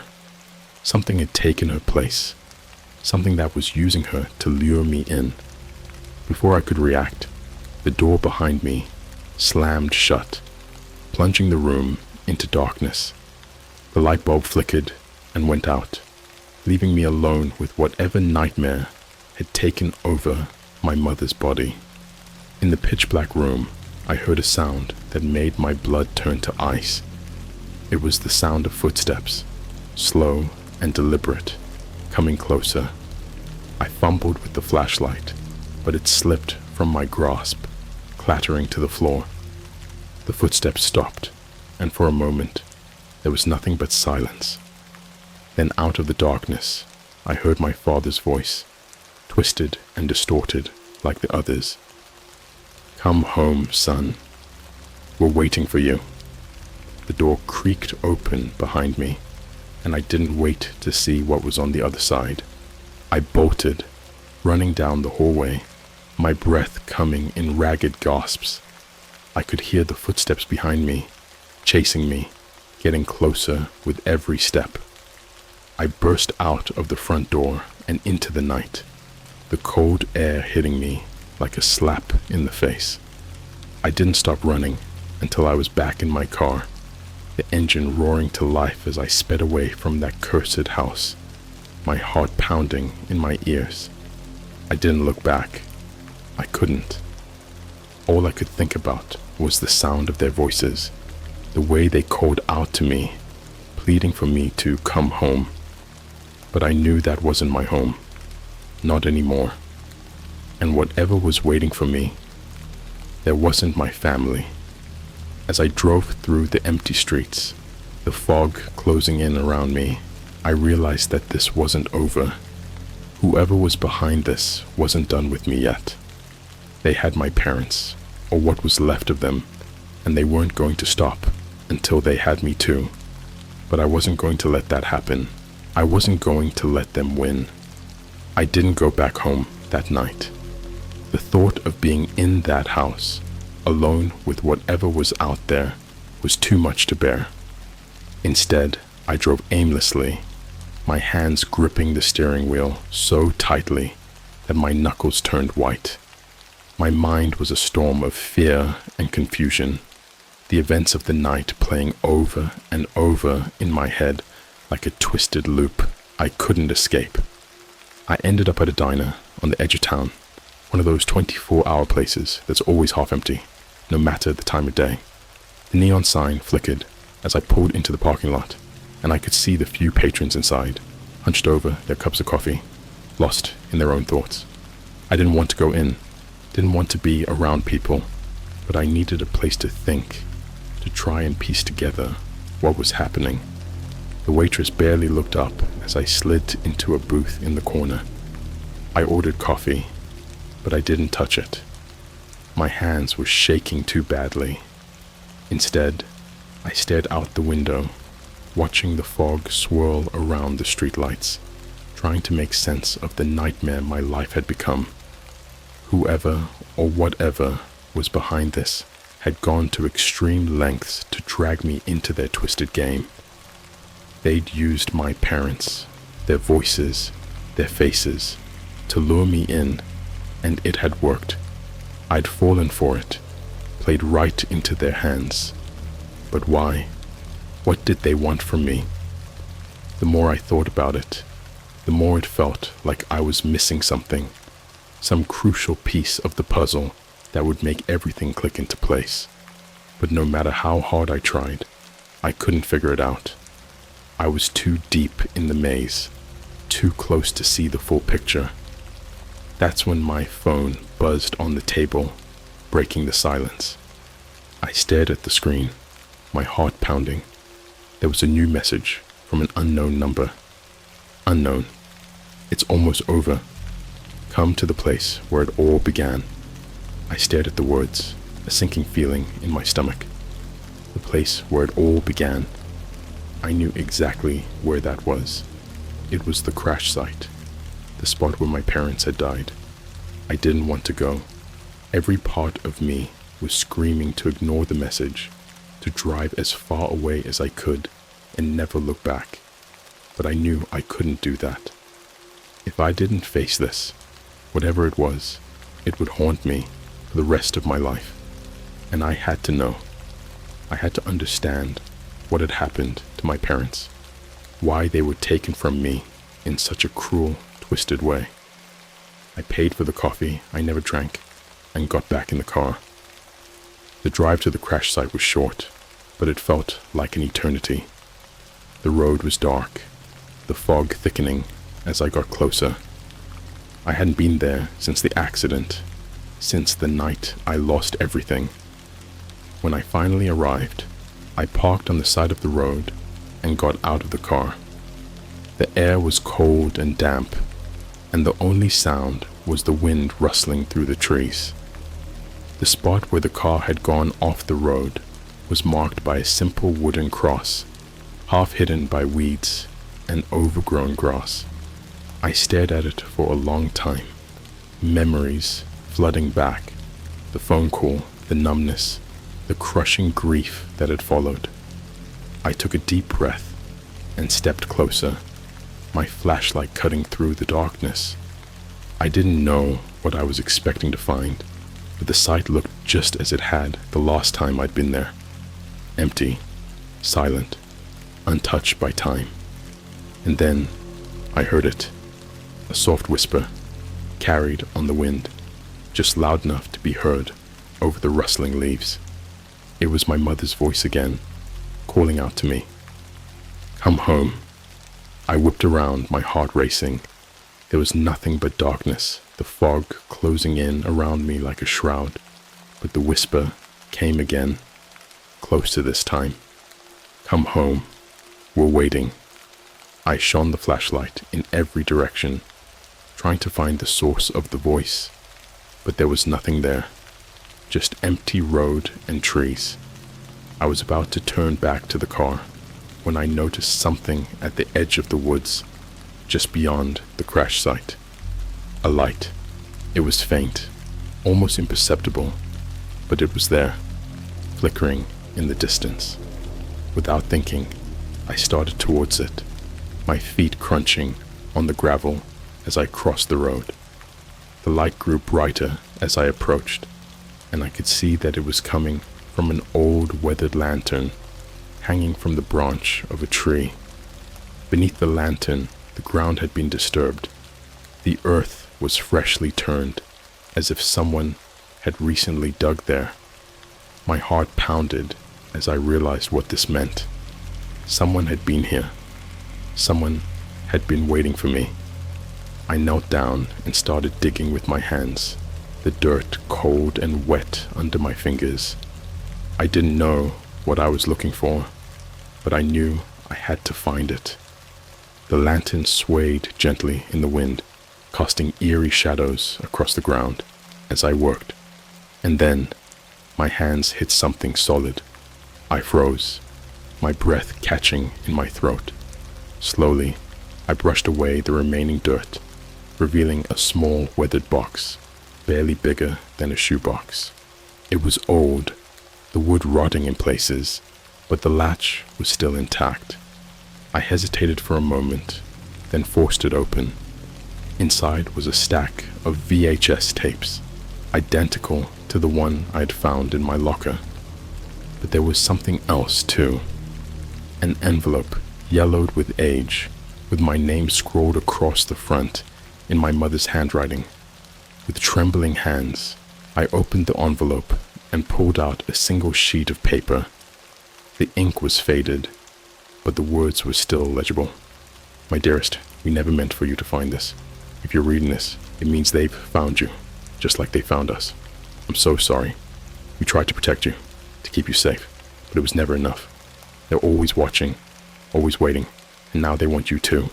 I stared at the letter, my mind reeling. What did this mean? Who was they? And why had my parents been hiding this from me? As I struggled to make sense of it all, I heard the voices again, but this time, they weren't whispers. They were loud, insistent, calling my name over and over. Come home, come home. I looked around frantically, but the voices seemed to be coming from all directions, surrounding me, pressing in on me. I grabbed the tapes and the letter, stuffing them into my coat pocket, and ran back to the car. The voices grew louder, more desperate, as I fumbled with the keys, my hands shaking uncontrollably. Come home, come home. I finally got the car started and tore down the road, the voices fading into the distance as I sped away. I didn't stop until I was back at the house, the door slamming shut behind me as I stumbled inside, my heart racing. I collapsed onto the couch, my mind spinning. The tapes, the letter, the voices, it was all too much. But I knew I couldn't stop now. I had to watch the tapes, had to find out what my parents had been hiding from me, what had led them to that crash, and why these things were coming after me now. I set up the VCR again, my hands trembling as I slid the first tape into the machine. The screen flickered to life, the familiar static filling the room. But this time, the image that appeared wasn't of my parents. It was of me. The footage was grainy, but there was no mistaking it. It was me, as a child, playing in the backyard of our old house. My parents were there too, watching me, their faces obscured by shadows. But something was wrong. The camera wasn't held by either of them. It was as if someone else was filming, someone who wasn't supposed to be there. As the tape played, the camera zoomed in on me, the shadows growing darker, closing in around me. And then, just as the image became too distorted to make out, the screen went black. The only thing left was the sound of my mother's voice, faint and distorted. We tried to protect you, but they were always watching. The screen flickered, and then the next tape began to play. One by one, I watched the tapes, each one more disturbing than the last.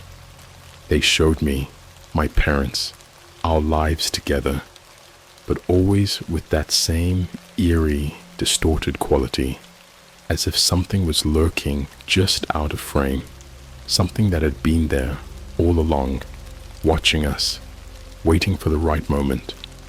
By the time the last tape ended, I was shaking, drenched in sweat. My parents had been hiding something from me, something terrible. And now, whatever it was coming for me. The final tape had ended with a single frame, frozen on the screen. It was a close-up of my parents, their faces twisted into those same unnatural smiles, their eyes dark and empty. Come home, they whispered in unison. We're waiting for you. I ripped the tape from the VCR and threw it across the room, my breath coming in ragged gasps. But I knew it was too late. They had found me. They had been watching me my entire life, and now they were going to finish what they'd started. I don't know what will happen next. I don't know if there's any way to stop it, to escape what's coming for me. All I know is that my parents were right. They were always watching, and now they're here, waiting for me to come home. The voices are louder now, filling every corner of the house, whispering my name, telling me it's time to join them. I can't fight it anymore. I'm too tired, too scared. I think I'll go to them, see what they want. Maybe somehow I can find my way back. Or maybe this was always how it was meant to end. All I know is that I'm not alone anymore, and I'm going home.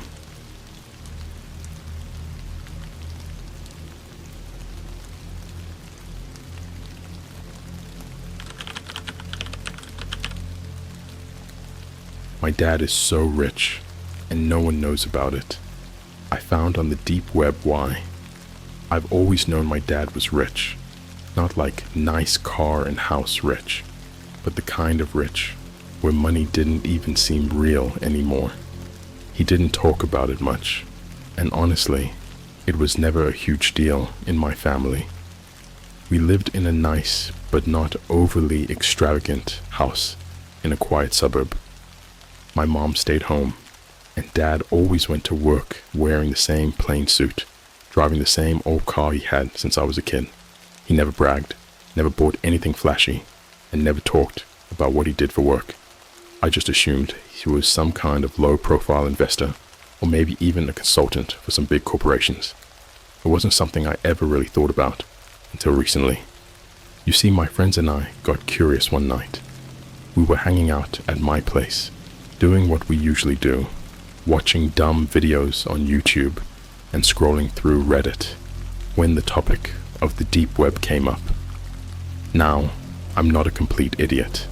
I know the deep web is full of all kinds of illegal and messed up stuff. But my buddy Eric had been on there a few times, and he started bragging about how he knew where to find all these crazy hidden forums and dark corners of the internet. Of course, he had to start showing off, and before I knew it, we were all crowded around my laptop, exploring the darkest parts of the internet. It was mostly just weird and creepy. People selling counterfeit money, illegal drugs, and disturbingly, what looked like human organs. I wanted to back out right then, but something caught my eye. Eric had stumbled across a website that looked old and unmaintained, like it hadn't been updated in years.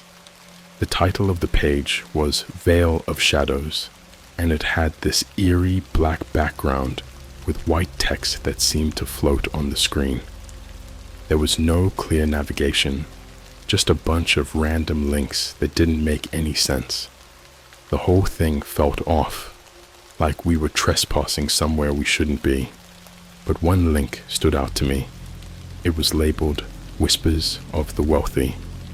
I don't know what compelled me to click it. Maybe it was just curiosity, or maybe something deeper, something darker. I can't really explain it, but as soon as I clicked that link, my whole life started to unravel. The page loaded slowly, as if resisting being seen. When it finally appeared, it was just a long list of names. The names were arranged in no particular order, but they all had one thing in common. I recognized some of them. They were the names of billionaires, CEOs, people who were insanely rich and powerful. And there, right in the middle of the list, was my dad's name. My stomach dropped. I stared at the screen, unable to process what I was seeing. Eric, who was still looking over my shoulder, noticed it too. "Dude, isn't that your dad?" he asked, his voice low, almost scared. I didn't answer. I couldn't. My brain was working overtime, trying to make sense of this. Why was my dad's name on this list? I'd never seen him in the news, never heard him talk about knowing any of these people. It didn't add up. I clicked on his name, half expecting it to lead to some kind of joke or dead link, but instead, it opened a new page. This one was different. It was a profile page, but not like any I'd ever seen. There was no picture, no bio, just a list of transactions, all with strange cryptic descriptions like acquisition of assets or transfer of influence. The amounts were staggering.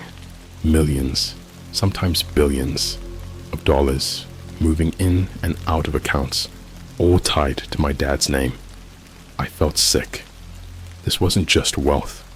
This was something else, something I didn't understand. I scrolled down the page, my hands shaking, until I reached the bottom where a single line of text was displayed. The watcher sees all. That's when the lights in the house flickered, just for a second, but long enough for us to all freeze. My friends went dead silent, the kind of silence that only comes when everyone is too scared to speak. Then, as if nothing had happened, the lights came back on, and the page on my laptop suddenly went blank. Eric slapped my shoulder, laughing nervously. "Dude, that was freaky as hell," he said, trying to make light of it. But I could see the fear in his eyes. None of us wanted to admit how scared we were. I quickly closed the laptop, and we all decided it was time to call it a night. As my friends left, I couldn't shake the feeling that something was very, very wrong. My dad was hiding something huge, and now I felt like I had just opened a door that should have stayed locked forever. That night, I didn't sleep. I kept thinking about that page, about the strange transactions and the ominous message. I wondered if my dad knew I had seen it, if anyone knew, and for the first time in my life, I felt like I didn't know who my dad really was. The next morning, I decided I had to find out more. I had to know what my dad was involved in, even if it meant digging deeper into the dark web, because if I didn't, I was afraid I might never sleep again. And that's when the nightmares began. The morning after our deep web exploration, I woke up drenched in sweat, the image of my dad's name on that cursed list still fresh in my mind. My room was eerily quiet, the kind of quiet that feels unnatural, like the world was holding its breath. I couldn't shake the feeling that something or someone was watching me. I tried to push the thoughts away, telling myself it was just paranoia, but the fear gnawed at me, persistent and relentless. I knew I couldn't ignore what I'd seen, no matter how much I wanted to. I had to find out the truth, no matter where it led me. My dad was in his usual spot at the breakfast table, sipping his coffee and reading the newspaper like nothing had changed. He glanced up when I walked in, giving me his usual half smile, but there was something off in his eyes. Or maybe I was just imagining it. Either way, I couldn't bring myself to look him in the eye. I mumbled a quick, "Good morning," and grabbed a piece of toast, my mind racing with questions. How could I even begin to ask him about what I'd found? "Hey, Dad, why are you listed on a deep website with a bunch of billionaires and cryptic transactions?" Yeah, that would go over well. Instead, I decided to start small, to dig around in places where he wouldn't notice. I figured I'd check his office first, see if there were any clues about what he did for a living. He was always so private about his work, never letting me or my mom in when he was working from home. Now, that secrecy seemed more sinister than ever. When my dad left for work, I waited a few minutes, then headed straight to his office. It was a small room, just a desk, a computer, and a few bookshelves lined with old textbooks and business journals. The place was immaculate, almost sterile. Nothing seemed out of place, but that only made it creepier. I sat down at his desk and turned on the computer, my heart pounding in my chest. The login screen popped up, asking for a password. Of course, I thought. I didn't know the password, but I had seen him type it in before. After a few failed attempts, I finally got it right. The screen unlocked, revealing a clean desktop with only a few icons. A folder labeled Work, another labeled Projects, and an email client. I opened the Work folder first, expecting to find spreadsheets or documents. Instead, there were hundreds of encrypted files, all with names like asset_transfer or client_profile. I clicked on one, but it just brought up a screen full of gibberish. Whatever these files were, I wasn't going to be able to open them without some serious decryption software. I moved on to the projects folder, hoping for something more useful. It was filled with subfolders, each labeled with a different date. I opened the most recent one and found a series of documents and images. The documents were contracts, written in legal jargon that I could barely understand, but the names on them were familiar. They were names I had seen on the deep web list. My dad's name was on every contract, signing off on deals worth millions of dollars. The images were even more unsettling. They were photographs of people, some of them in boardrooms, others in private jets or luxury hotels. But there was something off about them. The people in the photos looked scared. Their expressions were tense, their eyes wide with something between fear and desperation. It was like they knew something terrible was about to happen, and there was nothing they could do to stop it. My hands started to shake as I clicked through the images, my mind racing to make sense of what I was seeing. Who were these people? Why did they look so frightened? And what did my dad have to do with any of this? Before I could dig any deeper, I heard the front door open. My heart stopped. My dad was home, and I was still in his office. I quickly closed the folders and shut down the computer, my hands trembling as I tried to stay calm. I barely had time to get out of the chair and into the hallway before he walked in. "Hey, what are you doing in here?" he asked, his voice casual, but there was an edge to it, a subtle tension that made the hair on the back of my neck stand up. Just looking for a pen," I stammered, trying to sound nonchalant. I ran out in my room. He looked at me for a moment, his eyes narrowing just a fraction.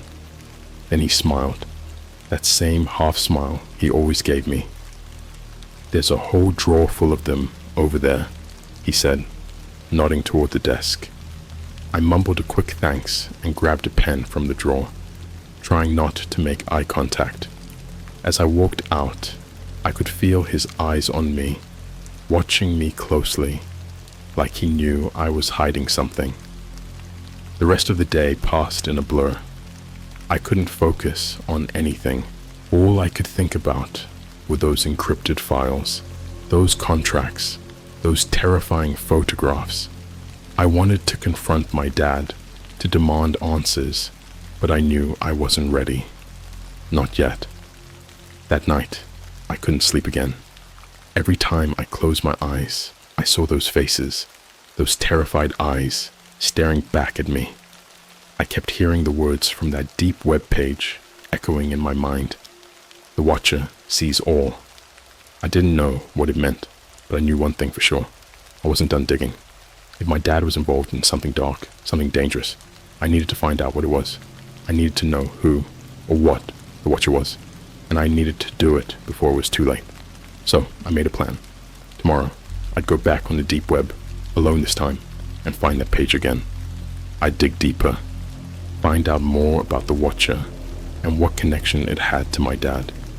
It was a risk, I knew that, but I couldn't stop now. Not when I was so close to the truth. As I lay there in the dark, the shadows in my room seemed to stretch and twist, like they were alive, watching me, waiting for me to make my next move. I felt like I was being pulled into something far beyond my control, something that had been lurking beneath the surface of my life for as long as I could remember. And deep down, I knew that once I started down this path, there would be no turning back. The next morning, I woke up feeling like I hadn't slept at all. My body was heavy, weighed down by the dread that had taken root in my chest.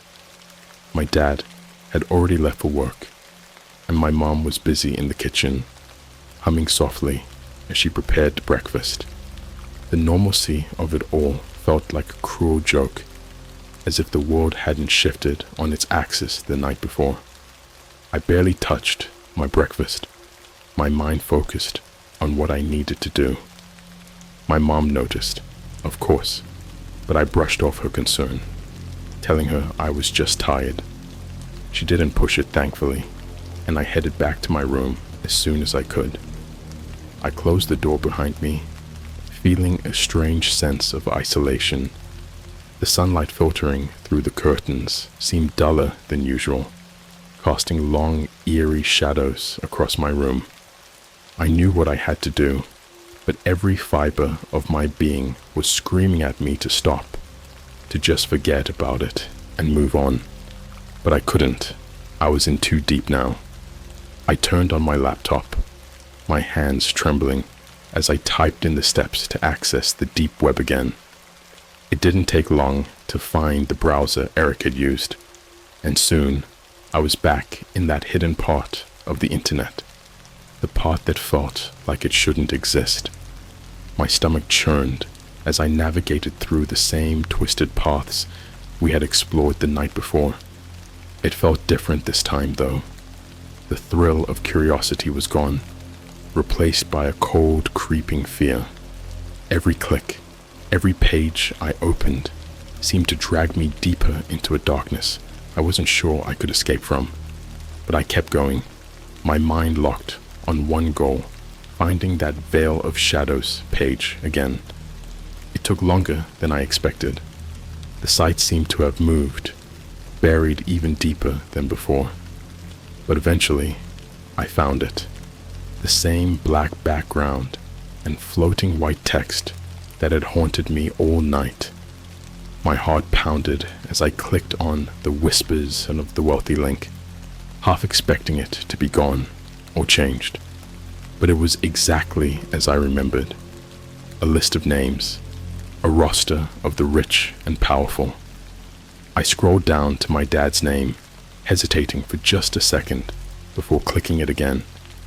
The page loaded, showing the same cryptic transactions, the same enormous sums of money being moved around like it was nothing. But this time, I noticed something I hadn't before. A small, almost invisible link at the bottom of the page. It was barely noticeable, just a faint outline of text that seemed to flicker in and out of existence. The link simply read, "The Watcher's Domain." My breath caught in my throat. This was it. This was what I needed to find. Without thinking, I clicked the link, my fingers moving on their own, driven by a mix of fear and determination. The screen went black for a moment, and then a new page loaded. This one was different from the others, darker, more sinister. The background was pitch black, with faint pulsing lights that seemed to move in patterns I couldn't quite understand. In the center of the screen was a single video player with a play button that seemed to throb like a heartbeat. I hesitated, my finger hovering over the mouse. Every instinct told me to stop, to close the laptop and never look back. But I couldn't. I needed to know. I needed to see. I clicked play. The video started with a burst of static, the screen flickering for a moment before it stabilized. The first thing I noticed was the sound, a low, droning hum that seemed to vibrate through my entire body. It was disorienting, almost hypnotic. Then the image came into focus. It was a dark room, lit only by a single swinging light bulb. The light cast long, distorted shadows across the walls, making the room look even more claustrophobic than it already was. At first, I couldn't make out what I was looking at. The camera was shaky, the angle strange, but then it panned across the room, and I saw them, people, lined up against the wall, their faces hidden in shadow. There were at least a dozen of them, men and women, all standing perfectly still, their heads bowed. The camera zoomed in on one of them, a man in a suit, his face gaunt and pale. His eyes were wide open, staring at the floor, unblinking. There was something wrong with his expression, something that sent a chill down my spine. It wasn't just fear, it was resignation, like he knew something terrible was coming, and he had already accepted it. The camera moved down the line, showing more of these people, all of them standing in the same eerie silence. Some of their faces were streaked with tears. Others looked completely blank, like they were in some kind of trance. I recognized a few of them, faces I had seen in magazines, on TV, people who were supposed to be untouchable. Then the camera stopped on a figure at the end of the line. My breath caught in my throat. It was my dad. He looked different than I had ever seen him, older, more worn, his face etched with lines of stress and fear. He wasn't crying, but his eyes were hollow, as if the life had been drained out of him. He was holding something in his hands, but I couldn't see what it was. The camera zoomed in closer, and that's when I realized what he was holding. It was a photograph of me. I recoiled from the screen, my heart hammering in my chest. I wanted to turn it off, to smash the laptop, anything to make it stop, but I couldn't look away. I was frozen, trapped in some kind of waking nightmare. The camera lingered on my dad for a moment, then the screen went black again. The humming sound grew louder, more intense, until it felt like it was vibrating inside my skull.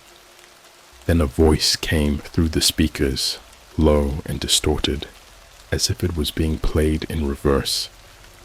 "The Watcher sees all," it said, the words dragging out like they were being pulled from the depths of the earth. "There is no escape." The screen flickered, and suddenly, I was staring at my own reflection. The video had switched to my laptop's webcam, showing me sitting there, pale and trembling, my eyes wide with terror. But there was something else, something moving behind me, just out of the frame. I whipped around, expecting to see someone standing in my room, but there was nothing, just empty space. When I looked back at the screen, the video was gone, replaced by a single line of text. "You are marked." I slammed the laptop shut, my hands shaking so badly I could barely stand. My heart was racing, my mind spinning with 1,000 thoughts. What had I done? What had I stumbled into? But I didn't have time to think. My phone buzzed on the desk, and I nearly jumped out of my skin. I grabbed it, my hands still trembling, and saw a new message from an unknown number. The message was short, just 3 words. "Don't tell anyone." I stared at the screen, my blood running cold. Whoever sent that message, they knew what I had seen. They knew I had found the Watcher, and now I was marked. I dropped the phone like it was a snake, my whole body shaking with fear. I wanted to scream, to run, to do anything to escape the terror that was closing in on me, but there was nowhere to go. I was trapped, caught in a web of secrets and lies that went far deeper than I could have ever imagined. The room felt smaller, the walls closing in on me, suffocating me.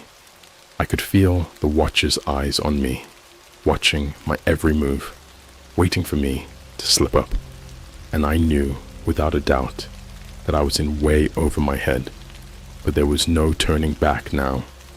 I had to find out what was going on, even if it meant facing whatever dark force was lurking behind the scenes.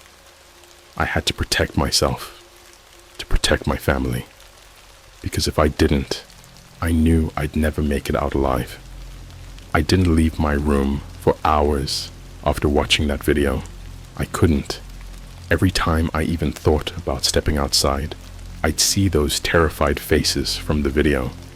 My dad's hollow eyes, the way he clutched that photo of me, and the words, those 3 words, kept replaying in my head like a broken record. You are marked. I must have replayed the events of that morning 100 times in my mind, trying to find some kind of logic, some explanation that made sense. But no matter how I turned it over, the truth was unavoidable. My dad was involved in something unspeakable, something that went far beyond just having money.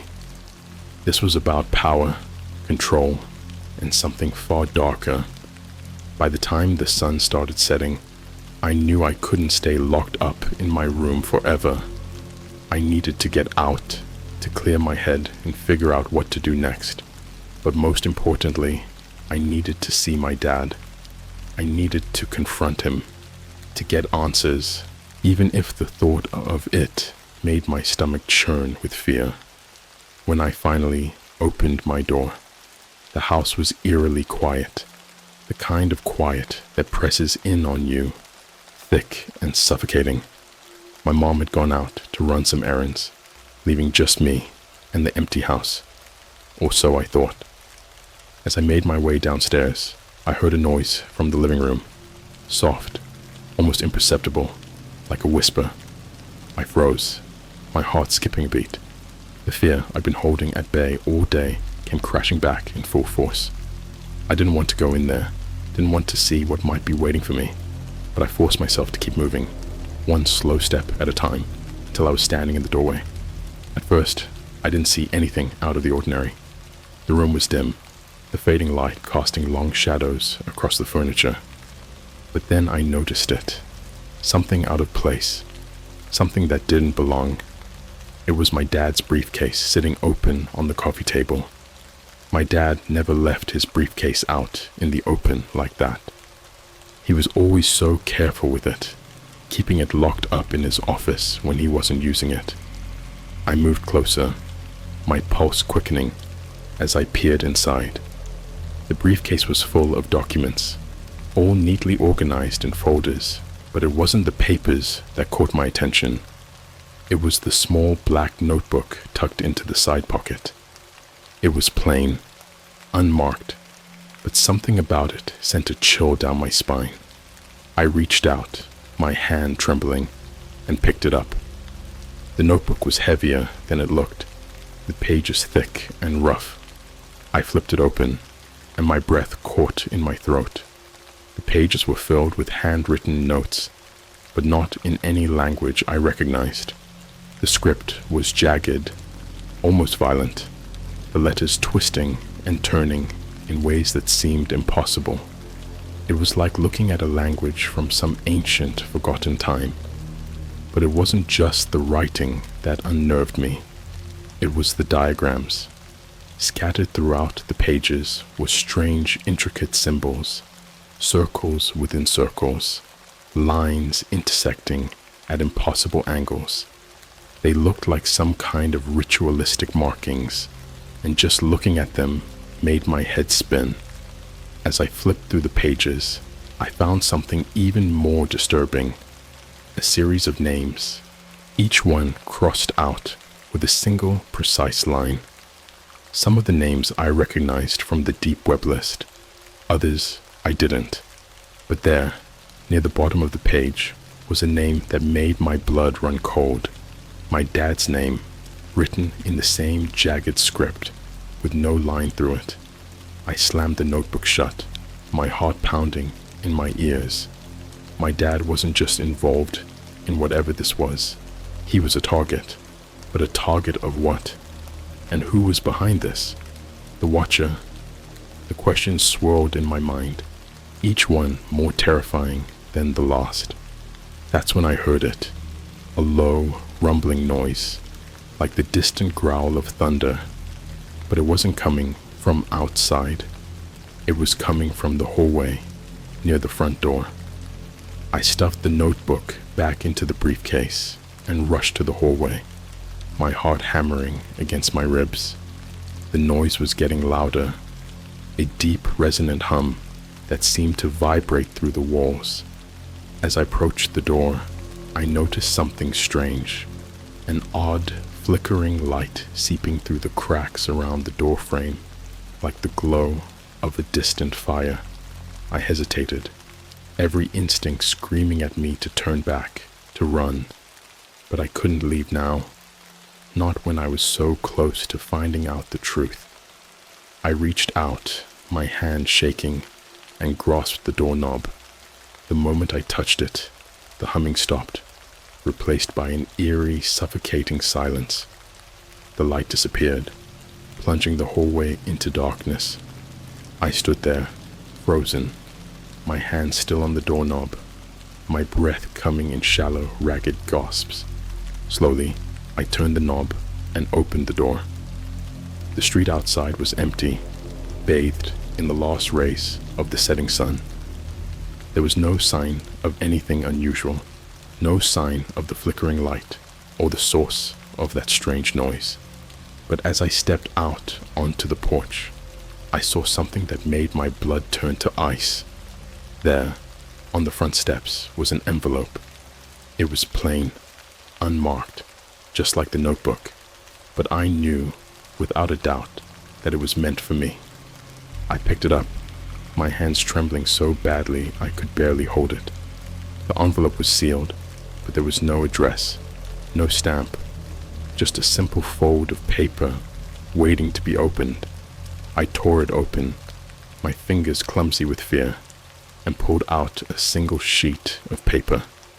The message was short, written in the same jagged script as the notebook. The Watcher sees you. He is coming.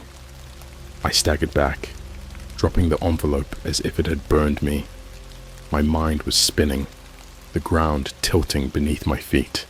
I knew I had to get out, had to get away before it was too late. But where could I go? And how could I escape something that seemed to be everywhere, that knew my every move? I turned and ran back into the house. Slamming the door behind me, I needed to find my dad, to warn him, to do something, anything, before the Watcher found us. But as I rushed back into the living room, I realized something horrifying. The briefcase was gone. It had been there just minutes ago, sitting on the coffee table. But now the table was empty, as if it had never been there at all. The room was silent, the shadows stretching longer as the last light of day faded into night. Panic surged through me. Someone had been here. Someone had taken the briefcase while I was distracted. But how? And who? The Watcher? Was he already inside my house, lurking in the shadows, waiting for the perfect moment to strike? I was out of time. The fear that had been gnawing at me all day finally exploded into full-blown terror. I grabbed my phone and ran out of the house, not caring where I was going, only that I needed to get away, to put as much distance between me and that house as possible. As I ran, I glanced down at my phone. My hands were shaking so badly I could barely dial, but I managed to call my dad. The phone rang once, twice, and then went to voicemail. I tried again and again, but there was no answer. My dad was unreachable, and the sense of dread grew stronger, suffocating me. Finally, I stopped in the middle of the street, gasping for breath. The night had fallen completely, the stars overhead barely visible through the thick, oppressive darkness. My phone buzzed in my hand, and I nearly dropped it in surprise. It was a text from that same unknown number. Run. That was all it said. Just one word, but it was enough to send a fresh wave of panic through me. I glanced around, my heart pounding in my ears. The street was empty, eerily silent, but I could feel eyes on me, watching. waiting. Then in the distance, I heard the rumble of an engine, low and menacing, growing louder with each passing second. I turned and ran, the sound of the engine chasing me through the darkened streets, a predator closing in on its prey. But no matter how fast I ran, I couldn't escape the feeling that the watcher was already there, just out of sight, his eyes fixed on me, waiting for the moment to strike. And deep down, I knew there was no escaping him. Not now. Not ever.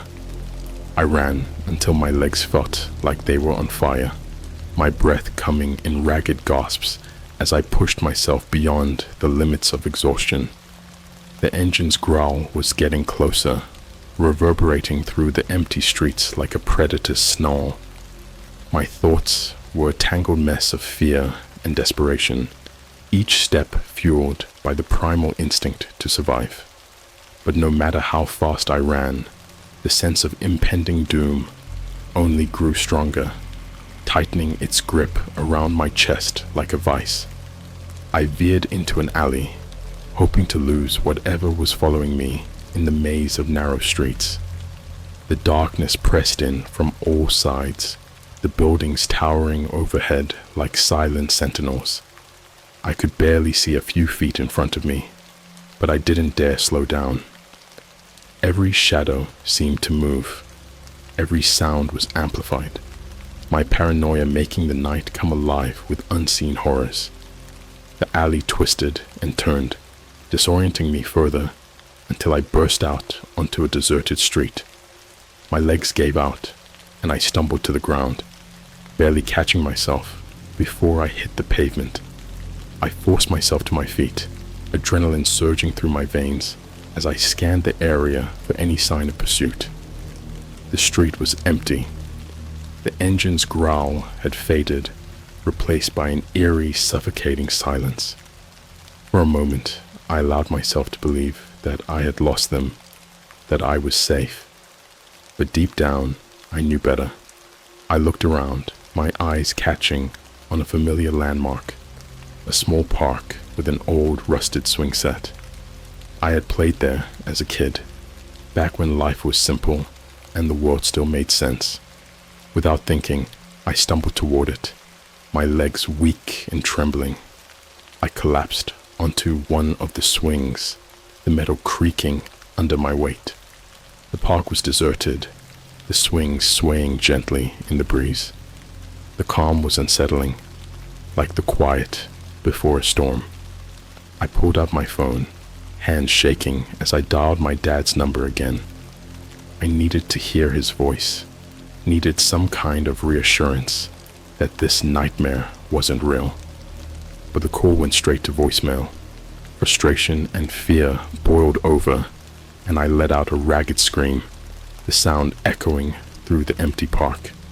I dropped the phone, burying my face in my hands as the weight of everything crushed down on me. I felt so alone, so helpless, like a child lost in the dark. That's when I noticed it. Movement in the corner of my eye. I froze, slowly lowering my hands, my heart pounding in my chest. I turned my head, and there, standing just beyond the park, was a figure. It was too dark to make out any details, but I knew without a doubt that it was watching me. The Watcher. He didn't move, didn't make a sound. He just stood there, his presence a cold, suffocating weight that pressed down on me from across the park. I wanted to run, to scream, to do anything to break free from the paralyzing terror that held me in place.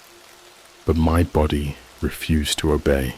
Then the figure took a step forward, and the streetlight overhead flickered to life, casting a pale glow on the Watcher's face. I gasped, my breath catching in my throat. It was my dad, or at least it looked like him. But there was something wrong, something terribly wrong. His face was pale, almost ghostly, lines of age and stress etched deep into his skin. His eyes were hollow, dark voids that seemed to swallow the light, and his expression, it was the same resigned, haunted look I had seen in the video. "Dad?" I whispered, my voice barely audible, as if speaking too loudly would shatter the fragile reality around me. He didn't answer. He just kept walking toward me, slow and deliberate, his movements unnatural, like he was being pulled by invisible strings. The closer he got, the more I wanted to run, but I couldn't move. I was trapped, caught in the gaze of those empty eyes. When he finally stopped in front of me, he spoke, but his voice was not his own. It was distorted, echoing with a deep, otherworldly resonance. "It's too late," he said, his words sending a chill down my spine. "The Watcher has chosen." I shook my head, tears streaming down my face. "No, Dad, please. What is happening? Why is this happening?" He looked at me, those hollow eyes boring into my soul, and for a moment I thought I saw a flicker of the man I once knew, but it was gone as quickly as it came, replaced by something far darker. "The Watcher sees all," he repeated, his voice cold, mechanical. "He sees you. He sees everything." I tried to reach out, to grab his arm, to make some kind of connection, but my hand passed right through him, like he was made of smoke. I stumbled back, horror washing over me. This wasn't my dad. This was something else, something that had taken his form, twisted it into a mockery of the man I knew. "Dad, please, you have to fight this," I cried, desperation clawing at my throat. "We can stop this. We can stop him." But he just stared at me, unblinking, unmoving. There is no stopping him. There is only submission. And then the shadows began to move. They crawled out from the dark corners of the park, slithering across the ground like living things, converging on the spot where my dad stood. They wrapped around him, pulling him down into the darkness, his form dissolving into the shadows like mist. I screamed, stumbling back, but there was nowhere to go. The shadows were everywhere, closing in on me, suffocating me. The last thing I saw before the darkness swallowed me was those hollow, empty eyes staring into mine, pulling me into the abyss. And then there was nothing. I don't know how long I was out. Seconds, minutes, hours. When I finally came to, I was lying on the cold, hard ground, the sound of distant traffic echoing in my ears. The park was gone, replaced by a desolate, crumbling street, lined with abandoned buildings. The air was thick with the stench of decay, and the sky above was a sickly shade of gray, choked with dark, swirling clouds. I tried to stand, but my body refused to cooperate. Everything hurt, every muscle screaming in protest as I forced myself to my feet. My head was spinning, my mind struggling to make sense of what had happened. That's when I saw it, a figure standing at the end of the street, cloaked in shadow. The Watcher. He was waiting for me, his presence a dark, oppressive force that seemed to warp the very fabric of reality. There was no escape. I was trapped, caught in his web, just like my dad, just like all those others. I could feel his gaze on me, his eyes piercing through the darkness, seeing everything, knowing everything. The Watcher had chosen me, and there was nothing I could do to stop it. As I stood there, frozen in place, the shadows began to move again, crawling across the ground like a living tide. They reached out for me, tendrils of darkness wrapping around my legs, pulling me down, dragging me into the abyss. And as the last light of day faded from the sky, I finally understood the truth. The Watcher wasn't just a person or a being. He was a force, an ancient, malevolent power that had existed for as long as there had been secrets to hide, lies to tell. He thrived on fear, on control, on the darkness that lived in the hearts of men. And now, he had me. The shadows closed in, and the last thing I heard before the darkness swallowed me whole was the sound of the watcher's voice, cold and final. There is no escape. And then I was gone.